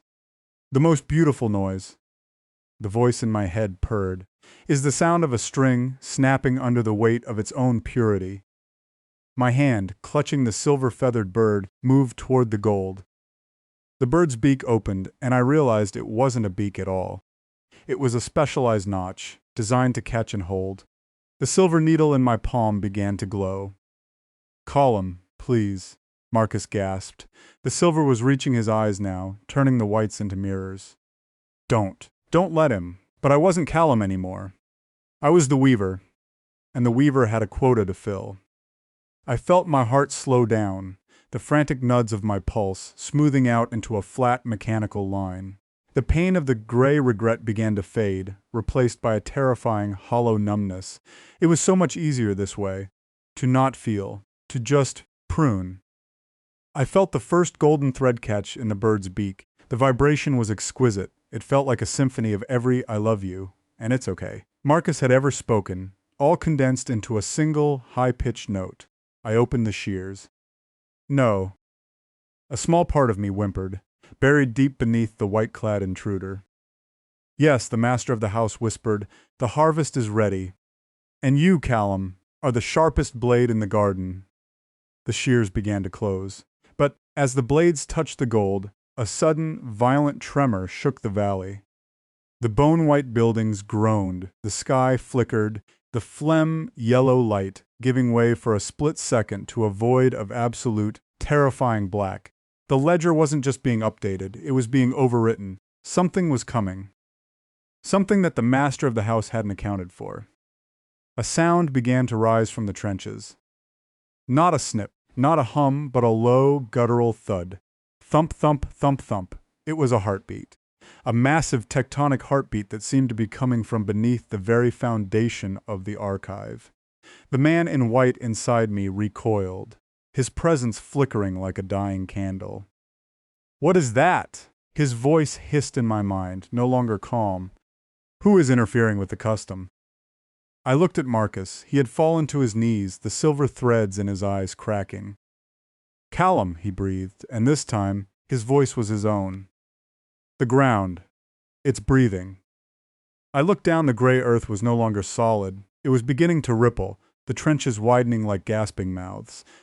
The custom nightmare wasn't just for me. I realized then, with a jolt of primal terror, that we weren't the only ones being harvested. The house had a basement, and whatever lived down there was hungry for more than just silence. The silver feather on my bird began to shrivel, turning black as it was hit by a sudden, freezing draft from the opening earth. A hand, huge, gray, and covered in a thick, oily fur, clambered out of the trench in front of the archive. It was followed by another. Then a head emerged. It was a face I recognized, but distorted, magnified to the size of a boulder.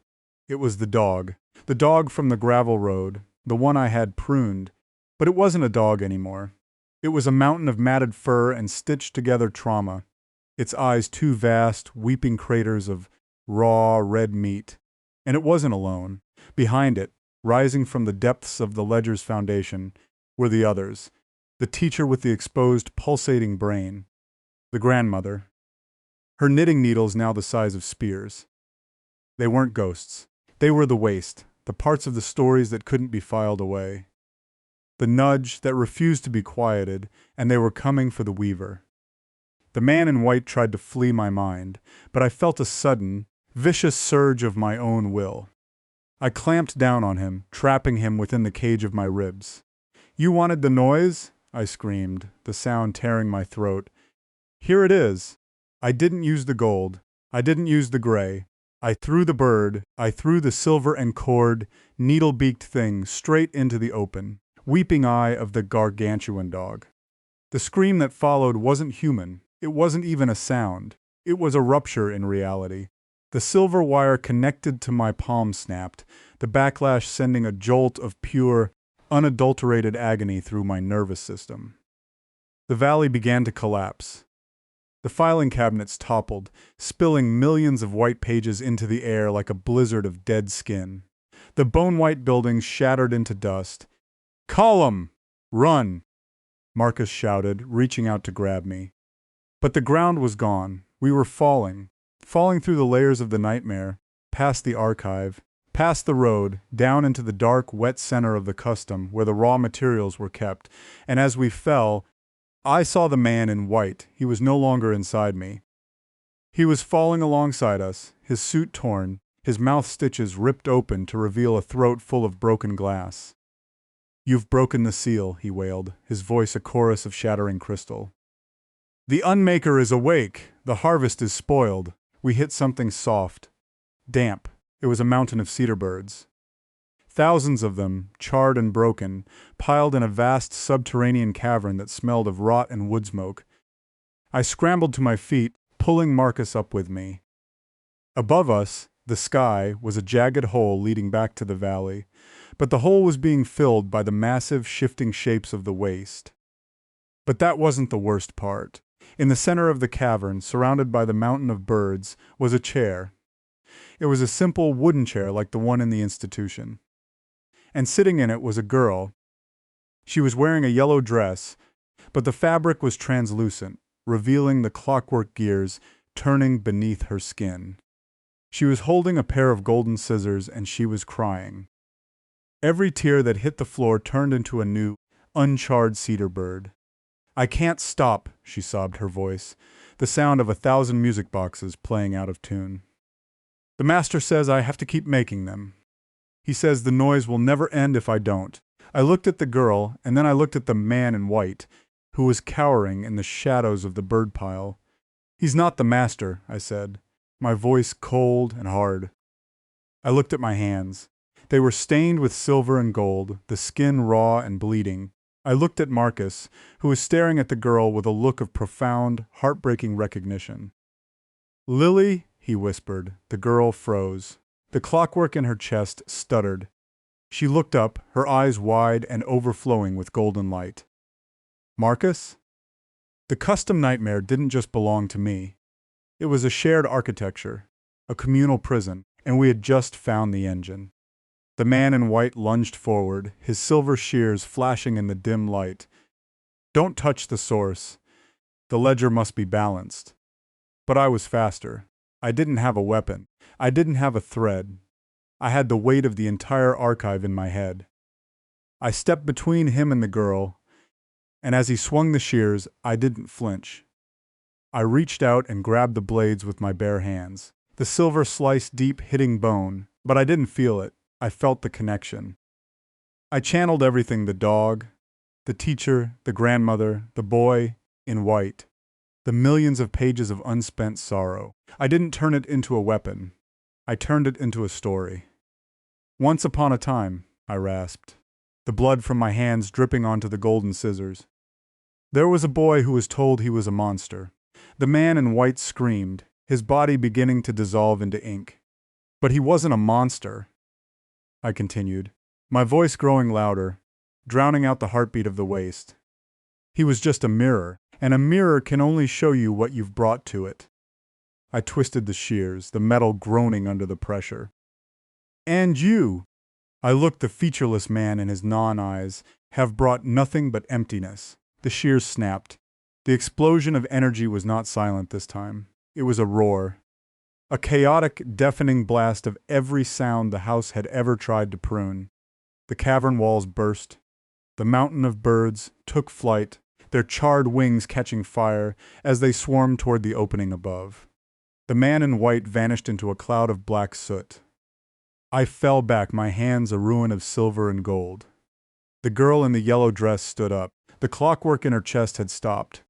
She looked at Marcus, and then she looked at me. "The story is changing," she said, her voice now clear and singular. She reached out and touched my forehead.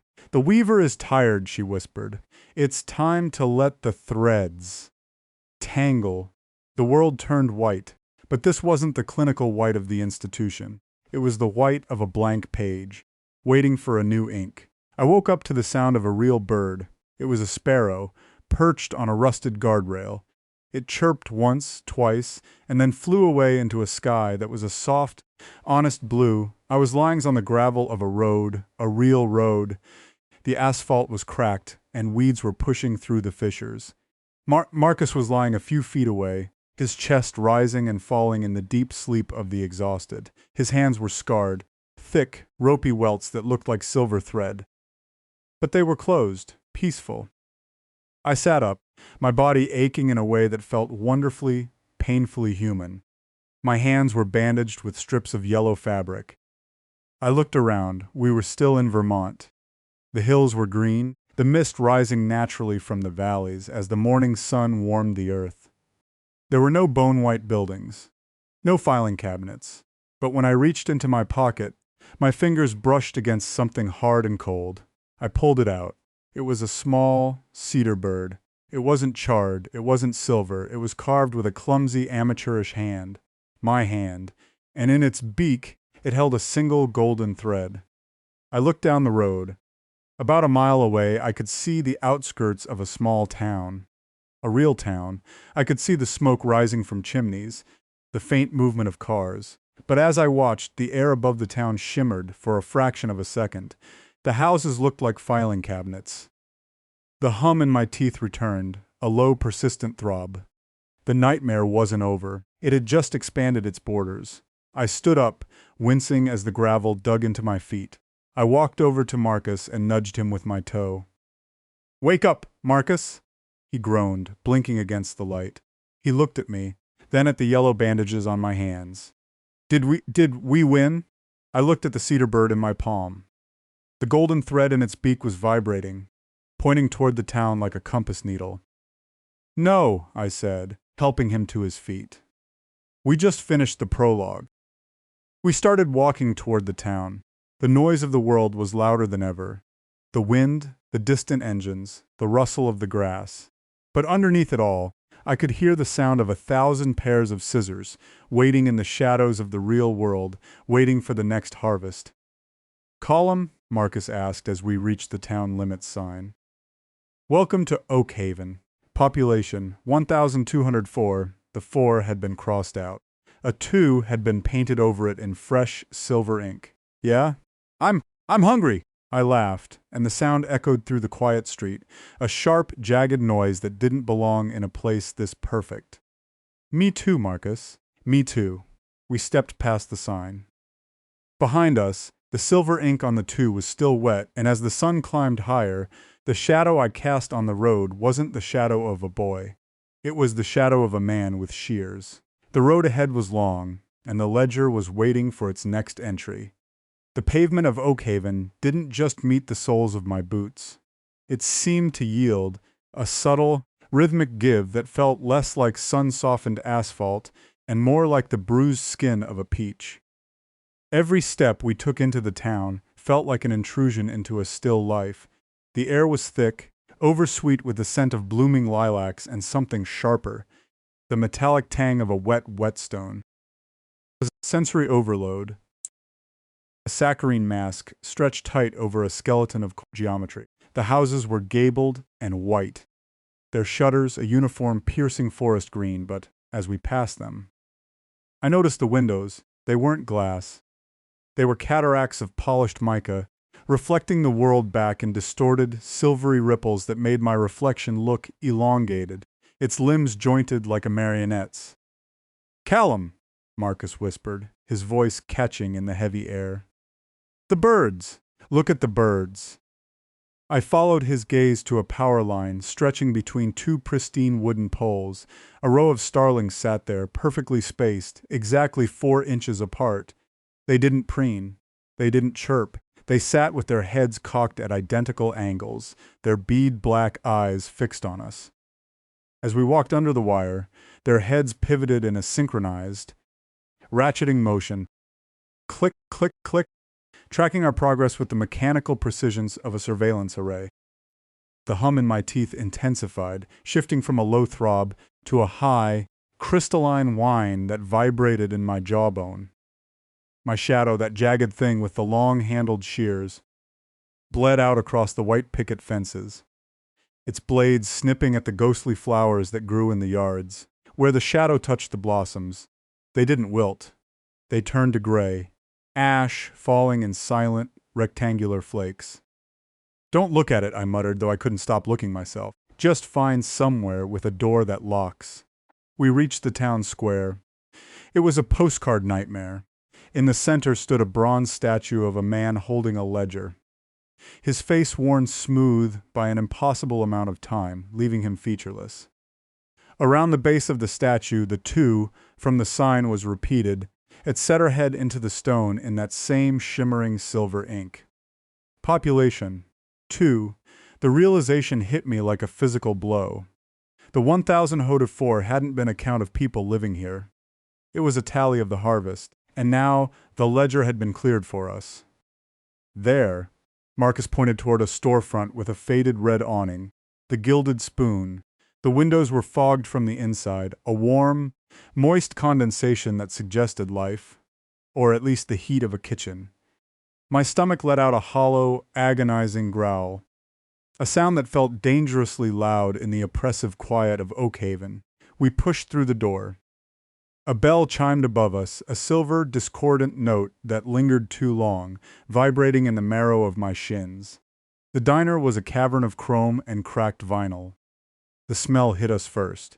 Bacon, maple syrup, and the underlying, choking odor of old library paste. It was the smell of a memory of food rather than the food itself. Behind the counter stood a woman. She was wearing a pink uniform that was so stiffly starched it looked like it was made of folded cardstock. Her hair was a frozen wave of peroxide blonde, and her skin, it was the color of a manila folder. It set her head with fine blue lines like a ledger page. She didn't look up as we sat on the stools. She was busy polishing a glass with a cloth that made a sound like sandpaper on bone. "What can I get you, boys?" she asked. Her voice didn't come from her throat. It seemed to emanate from the vents in the ceiling, a hollow, multi-tracked recording.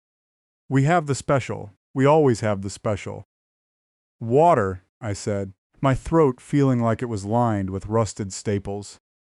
"And whatever the special is." Marcus leaned in close to me, his eyes darting toward the woman's hands.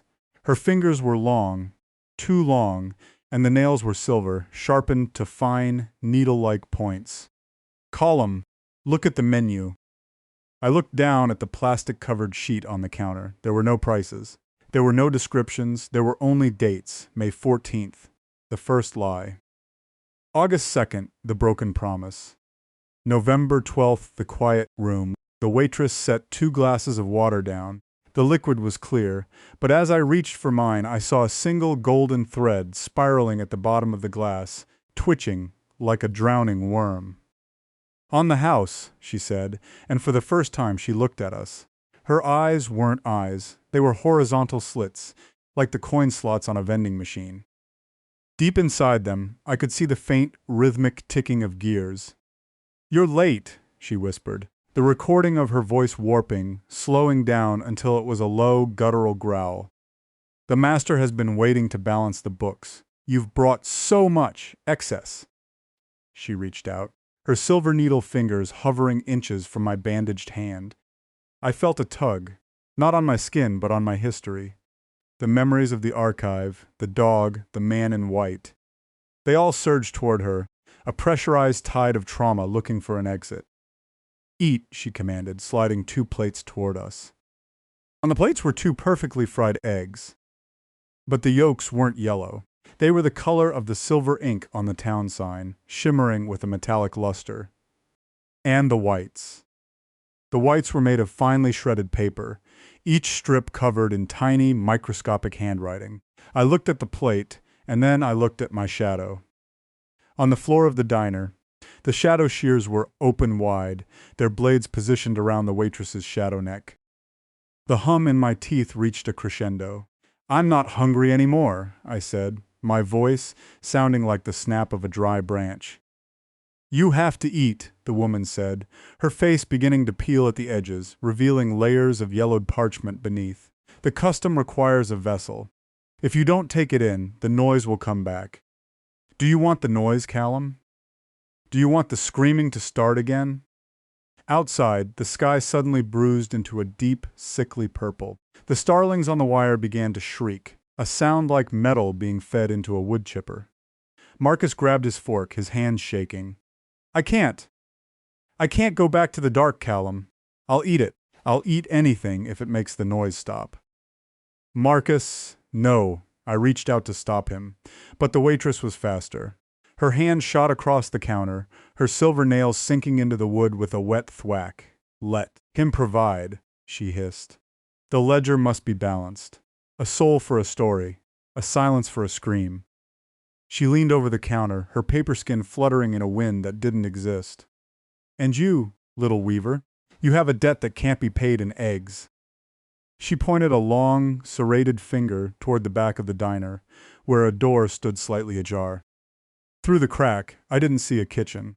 I saw a vertical drop into a void filled with millions of golden threads, all vibrating in a singular, agonizing chord. "He's in the basement," she whispered. "The one who carved the bird. The one who gave you the gift." The cedar bird in my pocket grew searingly hot, burning against my thigh. "Go on, Callum," the waitress mocked, her mouth opening wide to reveal a throat lined with the sharp, metal teeth of a paper shredder. "Go see the man who made you." Marcus's fork was inches from his mouth, the silver yolk dripping like mercury. I looked at the door to the basement, and then at the shadow of the shears at my feet. I realized then that the custom wasn't just a place we had escaped to, it was a digestive system. And we were currently sitting in the throat. I stood up, the stool screeching against the floor. I didn't grab the fork, I grabbed the cedar bird. "Marcus," I said, my voice dropping into a register I didn't recognize. A cold tectonic rumble. "Don't eat. If you eat, you become part of the archive. You become a page." "But the hunger," he wailed. "The hunger isn't yours," I barked. I turned to the waitress. Her face was now a chaotic mess of fluttering paper, her features dissolving into a storm of ink and pulp. "You want a story?" I asked, stepping toward the basement door. "I'll give you a story. But you're not going to like the ending." I kicked the door open. The stairs didn't lead down. They led out into a forest where the trees were made of human hair, and the wind sang in the voice of everyone I had ever lost. And there, at the bottom of the hair forest, stood a house made entirely of bone-white filing cabinets, their drawers hanging open like hungry mouths. The threshold of the basement door didn't just lead to another room. It felt like stepping through the membrane of a bruised eye. The air outside the diner had been heavy, but the air in the hair forest was suffocating, thick with the scent of rancid scalp oil and the copper tang of a nosebleed. My boots sank into the ground, but there was no grit of soil or crunch of dried leaves. Instead, the floor was a matted, springy peat of tangled tresses, coarse salt and pepper strands, fine baby gold wisps, and long, weeping hanks of obsidian hair, all woven into a damp, suffocating carpet. With every step, the ground let out a soft, wet squelch, as if I were treading on a saturated sponge of DNA. "Callum, wait." Marcus's voice was thin, a frayed thread snapping in the wind. I turned back. He was standing in the doorway of the diner, framed by the sickly purple glow of the Oakhaven sky. He still held the plate. The silver yolk had begun to crawl up the tines of his fork like a living mercury vine, seeking the heat of his skin. His eyes were wide. The pupils dilated until they were nothing but bottomless black wells. "Don't come out here if you're going to bring that with you," I said, the words feeling heavy, like I was spitting out lead shot. "Drop the plate, Marcus. It's not food. It's a contract." He looked at the shimmering silver, then at the forest of hair. The trees didn't have branches. They were monolithic pillars of braided keratin, hundreds of feet tall, their split ends fraying into the violet clouds above. They swayed in a wind that didn't move the air, a rhythmic, tidal motion that mirrored a heartbeat. And from the braids came the singing, a low, dissonant thrum of 1,000 voices, each one sobbing a different name. "I can't," Marcus whispered, his voice cracking. "The hunger, it's not in my stomach, Callum. It's in my bones. It's a vacuum." He took a bite. I reached for him, but the hair beneath my feet suddenly tightened. Thin, wiry strands lashed around my ankles, pulling me deeper into the grove. I watched, paralyzed, as Marcus swallowed. The moment the silver yolk hit his throat, his skin translucentized. For a heartbeat, I saw his skeleton. Not white bone, but a framework of glass tubes filled with black ink. Then he vanished. The plate hit the floor of the diner with a domestic porcelain clink. Marcus was gone, replaced by a single, fluttering sheet of paper that drifted lazily through the basement door and settled onto the hair-matted floor. I didn't have time to scream. The hair trees began to vibrate, their leaves hissing like a million agitated vipers. The singing shifted, the voices of the lost rising into a singular, piercing note that made the cedar bird in my pocket pulse with a blinding, rhythmic heat. I turned and ran toward the house. The structure sat in a clearing where the hair was cropped short, like a fresh tonsure. It was a brutalist nightmare of organization. Thousands of bone-white filing cabinets, stacked and fused together into the shape of a Victorian manor. The drawers weren't flush. They hung open at irregular intervals, some jutting out like tongues, others gaping like toothless maws. A fence made of rusted typewriter ribbons surrounded the perimeter, the black and red film snapping and popping in the phantom breeze. My shadow, the thing with the shears, stretched out before me, its jagged blades dragging across the hair carpet. It seemed invigorated here, its limbs lengthening, its head tilting at a predatory angle. As it passed the filing cabinets, the shadow blades nipped at the air, and I heard the distinct snip-snip of metal cutting through paper. I reached the front door, a massive 4-drawer lateral cabinet that slid open with a deafening metallic shriek as I approached. "Come in, Callum," a voice whispered. It didn't come from the house, it came from the cedar bird in my pocket. "The ledger is open. The ink is wet." I stepped inside. The interior of the house was a labyrinth of sliding metal and paper. There were no hallways, only narrow aisles between towering walls of drawers. The ceiling was a skylight made of yellowed vellum, through which the purple sky cast a jaundiced, flickering light. The sound here was different. It was the sound of 1,000,000,000 pages turning at once. A dry, frantic rustle that mimicked the sound of a forest fire. "Who are you?"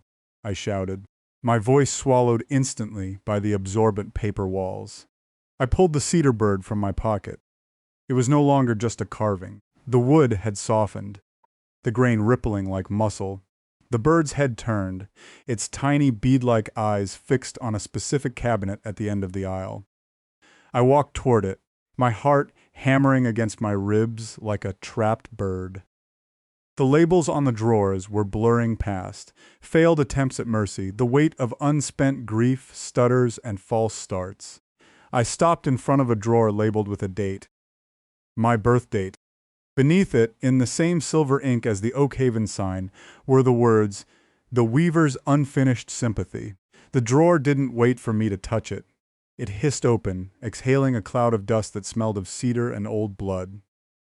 Inside there were no folders. There was a man. He was small, his body folded into the cramped metal space with impossible geometry. He was dressed in a suit made of gray linen, but his skin, it was the same material as the bird in my hand. Polished cedar, the grain following the contours of his cheekbones and the bridge of his nose. He held a small silver chisel in one hand and a human heart in the other. The heart wasn't beating. It was being carved. He was peeling away thin, translucent strips of muscle, turning the organ into a delicate wooden rose. He looked up, and his eyes were the same horizontal slits as the waitress's. But within them I didn't see gears.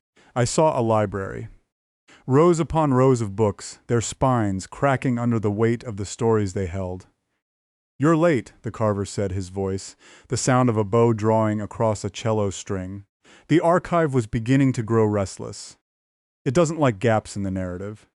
Callum. It abhors a vacuum. He stepped out of the drawer, his joints clicking with the sound of a grandfather clock. He was taller than he looked, his limbs elongated, his fingers tipped with the same silver needles I'd seen in the diner. "What did you do to Marcus?" I demanded, clutching the cedar bird so hard the wood bit into my palm. The carver smiled, a slow splintering movement. "I didn't do anything. Marcus chose the special. He chose to be a footnote. Some people aren't meant to be protagonists, Callum. They are merely the ink that provides the contrast for the hero's journey." He gestured to the walls of cabinets. "Every drawer is a life refined. Every file is a soul distilled into its most potent, agonizing moment. This is the custom.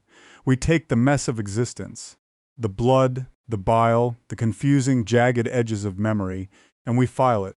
We make it orderly." He stepped closer, the smell of cedar becoming overwhelming, cloying. "But you were a mistake, a smudge on the page. I gave you that bird to see if you could carve your own way out, to see if you could handle the shears."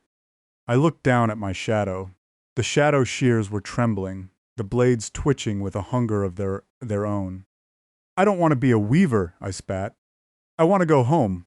"Home," the carver laughed, a dry, papery sound. "Oakhaven is home. It's the place where all stories go when they've been told too many times. It's the landfill of the subconscious. You can't leave, Callum. You've already been indexed." He reached out, his silver needle finger pointing toward my chest. "I can see the thread. It's a beautiful golden thing, isn't it? The one that connects you to the boy who drowned. The one that connects you to the house that burned. It's so taut." He lunged. I didn't think. I reacted. I didn't use my hands. I used the shadow. As the carver's hand swept toward my throat, I swung my arm in a wide, violent arc. My shadow followed the motion, its massive shears snapping shut with a sound like a guillotine. The blades didn't hit the carver's physical body. They hit his shadow. A horrific, high-pitched scream erupted. Not from the man's mouth, but from the filing cabinets themselves. The carver froze, his cedar face contorting in a mask of wooden agony. Where the shadow shears had nipped his shadow's arm, the carver's real arm began to fray. The wood didn't break. It unspooled. Long, golden threads began to erupt from his sleeve, whipping through the air like electrified wires. They latched onto the filing cabinets, the typewriter ribbons, the vellum ceiling.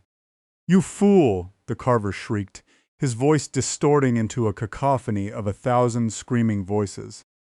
"You've cut the binding, the archive. It will bleed. It will bleed into everything." The house began to shake. Drawers flew open, vomiting forth millions of pages, photographs, and locks of hair. The sound was deafening, a roar of 1,000,000,000 lives suddenly losing their place in the index. I felt a violent pull on my own chest. The golden thread the carver had mentioned. I could see it now. It was vibrating so hard it was glowing, a line of pure, white-hot light stretching from my heart into the depths of the house. I grabbed the thread with my bandaged hand.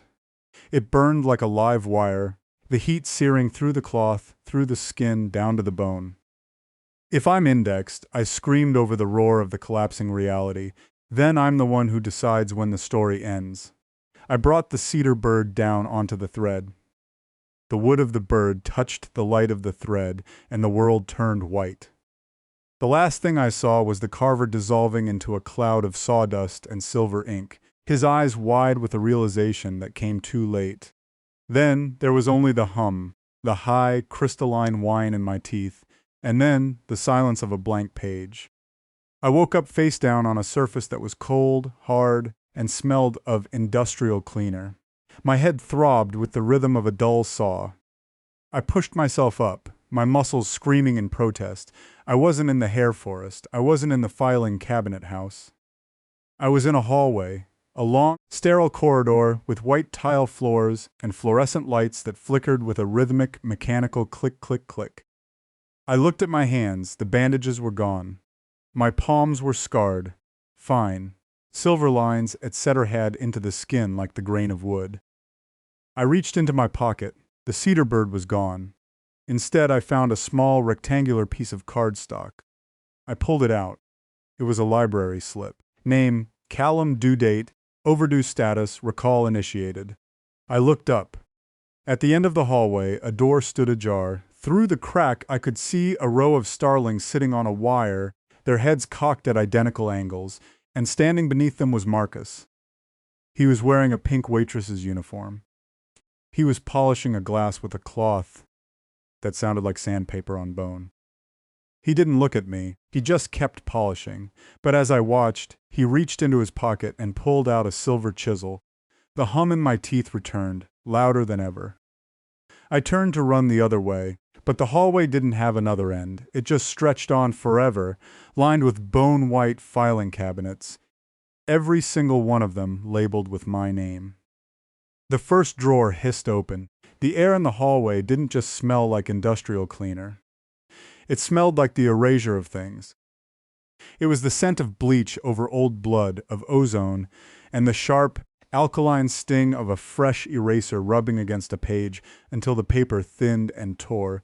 The drawer that had hissed open didn't reveal a folder or a person, it revealed a spill, a thick, viscous fluid, black as a starless night but shimmering with a pearlescent, oily sheen, began to pour over the lip of the metal drawer. It didn't splash, it flowed with a heavy, deliberate grace, coating the white tile in a creeping slick. As it touched the floor, the sound changed. The rhythmic click-click-click of the fluorescent lights slowed, deepening into a wet, rhythmic thud, like a heart beating inside a vat of syrup. I backed away, my heels clicking against the sterile floor, but the hallway seemed to stretch behind me, the perspective warping until the far end was a pinprick of white light. "Don't trip on the margins, Callum," Marcus said. His voice was different. The warmth, the frantic edge of the man who had been my friend, was gone. It was replaced by a flat, tonal precision. He stopped polishing the glass and turned his head. His neck moved in a series of sharp, mechanical hitches, as if his spine were a series of gears, catching on a rusted track. His eyes were no longer horizontal slits. They were gone entirely. In their place were two circular apertures, the size of camera lenses, through which I could see the rapid, frantic spinning of silver reels. He was recording me. He was reading me. "Marcus, stop this," I whispered, my voice sounding thin and brittle against the humming silence. "We have to get out the carver. I killed the carver. I cut the thread." Marcus tilted his head, the pink fabric of his waitress's uniform straining against his shoulders. The lace trim at the collar was stained with the same silver ink that had been on the Oakhaven sign. "You didn't kill the carver," Marcus said, his voice overlapping with itself, a chorus of a dozen identical versions of him speaking a fraction of a second apart. "You merely edited him. You cut a paragraph. You deleted a sentence. But the archive. The archive is the whole book, Callum. You can't kill the paper by burning a single word." He stepped toward me, his movements fluid and wrong. His legs didn't seem to have knees. They bent in soft, rubbery curves. The sandpaper cloth in his hand began to smoke, the friction of his polishing having reached a heat that should have charred his skin. "The recall is a painful process," Marcus continued, the silver reels in his eyes spinning faster, a high-pitched whirring sound emanating from his skull. "It requires the dissolution of the vessel. We have to reclaim the ink. You've carried it too long. You've let it get contaminated with feelings. He spat the word like it was a mouthful of ash. The black fluid from the Callum drawer reached my shoes. It didn't soak into the leather. It began to climb. It moved like a living thing, 1,000 tiny, ink-black cilia, gripping the fabric of my trousers, pulling me toward the open drawer. I looked back into the drawer. It wasn't a shallow metal box anymore. It was a vertical shaft that dropped down into a darkness. So profound it felt like a physical weight. And from that darkness, I heard it. The sound of a house burning, the crackle of dry timber, the roar of hungry flames, and beneath it, the thin, piercing scream of a child who couldn't find the door. My heart seized. The silver scars on my palms began to glow, a dull throb of light that pulsed in time with the screams from the drawer. The grain of the wood it set her ahead into my skin began to shift, the lines deepening, carving themselves further into my flesh. "That's the first chapter," Marcus said. Standing only a few feet away now, he smelled of smoke and old library paste. "The foundation of the flaw. You remember the smell of the smoke, don't you? Cedar and kerosene. Your father's workshop. Your mother's curtains. It's all there, indexed and preserved." He reached out a hand. His fingers were no longer fingers. They had elongated into silver styluses, their tips dripping with a fluid that looked like liquid mercury. "Give it back, Callum. The memory doesn't belong to you. It belongs to the record." I lunged to the side, my feet slipping on the inky slick. I slammed into the opposite wall, my shoulder hitting one of the filing cabinets. The metal felt warm. It felt like skin. I scrambled to my feet, the black ink clinging to my legs like tar, weighing me down. I looked down the long, infinite hallway, the doors. The ones with the starlings were gone. There was only the white tile, the flickering lights, and the endless rows of cabinets.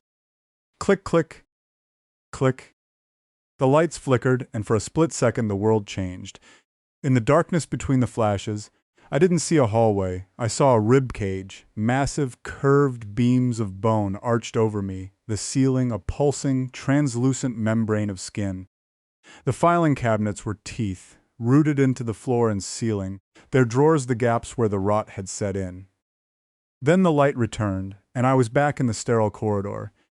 But the afterimage stayed burned into my retinas. I wasn't in a building. I was inside something. "The archive is a body," I whispered, the realization hitting me with the force of a physical blow, "and we're the parasites." Marcus laughed, a sound like a skipping record. "Parasites? No, Callum. We are the content. We are the marrow." He lunged. He was faster than I could track, a blur of pink linen and silver light. I threw my arms up to protect my face, and the silver styluses of his fingers raked across my forearms. I didn't bleed red. I bled words. Tiny, microscopic letters, printed in a perfect serif font, began to spill from the gashes in my skin. They tumbled through the air like black snow, landing on the white tiles and forming nonsense sentences. The shadow of the bird, the weight of the water, the silence of the pain was unlike anything I'd ever felt. It wasn't a sting or a burn. It was the feeling of being unmade. It was the sensation of my very identity being shredded, stripped down to the basic components of language.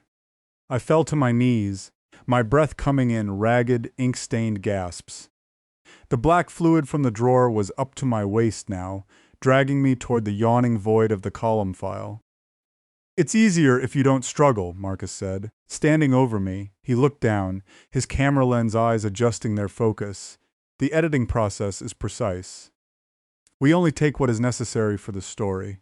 The rest, the dross, the unimportant bits of you, they just fade away." He raised his hand for a final his silver fingers gleaming under the jaundiced fluorescent light, but as he did I saw it. On the side of the filing cabinet I had slammed into, there was a small brass handle that I hadn't noticed before. It wasn't a drawer handle, it was a crank, and beneath it, a small handwritten note was taped to the metal. The handwriting was messy, frantic, not the perfect silver script of the archive. It was my own handwriting, If you can read this, you're still the narrator. I didn't think. I reached out and grabbed the crank. Marcus shrieked. A sound of static and feedback, and threw himself at me. I turned the crank. The sound that followed was the sound of 1,000 typewriters being smashed with sledgehammers. The floor beneath us didn't just shake. It buckled. The white tiles began to peel back like scabs, revealing a layer of dense, yellowed paper underneath. The filing cabinets didn't just open, they exploded. A hurricane of paper erupted from the walls. Millions of pages, some blank. Some covered in dense, cramped handwriting, some stained with blood and tears, filled the air in a blinding white storm. The black ink that had been pulling me down was sucked back into the Callum drawer, a reverse vortex of narrative. Marcus was caught in the middle of it. The paper storm tore at his pink uniform, shredding the fabric. The silver reels in his eyes spun so fast they began to smoke, then burst, showering the floor with shards of glass and twisted metal tape. "The plot!" Marcus screamed, his voice fading into the roar of the paper. "The plot is inconsistent." He was pulled backward, his rubbery limbs flailing as he was sucked into the special drawer, 3 cabinets down. The metal drawer slammed shut with a finality that echoed like a gunshot. The hallway was gone. I was standing in a void of swirling paper. The floor was gone, replaced by a precarious bridge of stacked books that stretched out into the white nothingness. The hum in my teeth had reached a crescendo, a vibration so intense I could feel it in my marrow. My silver-scared hands were glowing brightly. Now the light bleeding from my palms and illuminating the path ahead. I looked down at the book I was standing on. It was a massive leather-bound volume, the spine cracked and weathered. There was no title on the cover, only a single silver needle embedded in the leather. I knelt down and touched the needle. The world shifted again. I wasn't in the void anymore. I was in a small, cramped room. It smelled of cedar and dust. In the center of the room was a desk. On the desk was a typewriter, and sitting at the typewriter was a boy. He was about 7 years old. He was wearing a scorched pajama top. His skin was pale, his eyes wide and dark. He was typing with a slow, methodical rhythm, and then Callum found the room. He found the boy who had been writing the story all along. He found the boy who had died in the fire. The boy stopped typing. He didn't turn around. "You're not supposed to be in this chapter, Callum," the boy said. His voice was small, but it filled the room like thunder. "The ending is already set. The ink is dry." I walked toward him, my boots crunching on the piles of discarded paper that covered the floor. "I'm not a character, Tommy," I said, my voice trembling. "I'm your brother." The boy stiffened. The typewriter carriage returned with a sharp ding. "I don't have a brother," the boy said. "I have a protagonist, and protagonists don't get to go home. They only get to go to the next page." He reached out and hit a key. The floor beneath me turned into liquid ink. I began to sink. The room, the desk, the boy. They all began to dissolve into a swirl of black and white. "Wait!" I shouted, reaching out for the edge of the desk. "If you're writing this, then you can change it. You can write us out." The boy finally turned around. His face was a blank sheet of paper. No eyes, no nose, no mouth, just a smooth white surface. And then a single word began to appear on his face, as if being typed from the inside. Revision. I fell. I fell through layers of stories, through fragments of memories I didn't recognize, through the lives of 1,000 people I would never meet.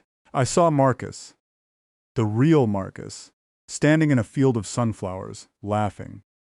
I saw the carver as a young man, carving a wooden bird for a girl who didn't exist. And then I hit the bottom. I woke up. I was lying on the floor of my apartment. The sun was shining through the window, casting long golden bars across the hardwood floor. The smell of coffee was in the air. I sat up, my head spinning. My body felt heavy, as if I'd been submerged in water for days. I looked at my hands. The silver scars were gone. My skin was smooth, unblemished. I let out a breath. I didn't know I was holding. It was a dream. It was all a fever dream brought on by the stress of the move, the grief over Tommy. I stood up and walked to the kitchen. On the counter, next to the coffee maker, was a small, brown paper bag. I froze. I didn't remember buying anything. I didn't remember leaving the apartment. I walked over to the bag. My hand trembled as I reached for it. Inside the bag was a single cedar bird, and beneath it a small silver chisel. There was a note, written in perfect silver ink. The first draft is always the hardest, Callum. But the archive is patient. We've started the next chapter for you. See you at the diner. I looked toward the window. The starlings were back, hundreds of them. They were sitting on the fire escape, on the power lines, on the roof of the building, across the street. They were all looking at me. And then, as one, they opened their mouths. But they didn't chirp. They made the sound of a typewriter. Click, click, click. The floor beneath my feet began to feel thin, like paper. I looked down. A small, black smudge was forming on the wood. It looked like ink. It was growing. I reached for the phone to call Marcus. But as I picked it up, I realized the cord didn't lead to the wall. It led into a filing cabinet that hadn't been there a second ago. The drawer hissed open name. Callum Volume 2 Chapter 1 The Return to Oakhaven.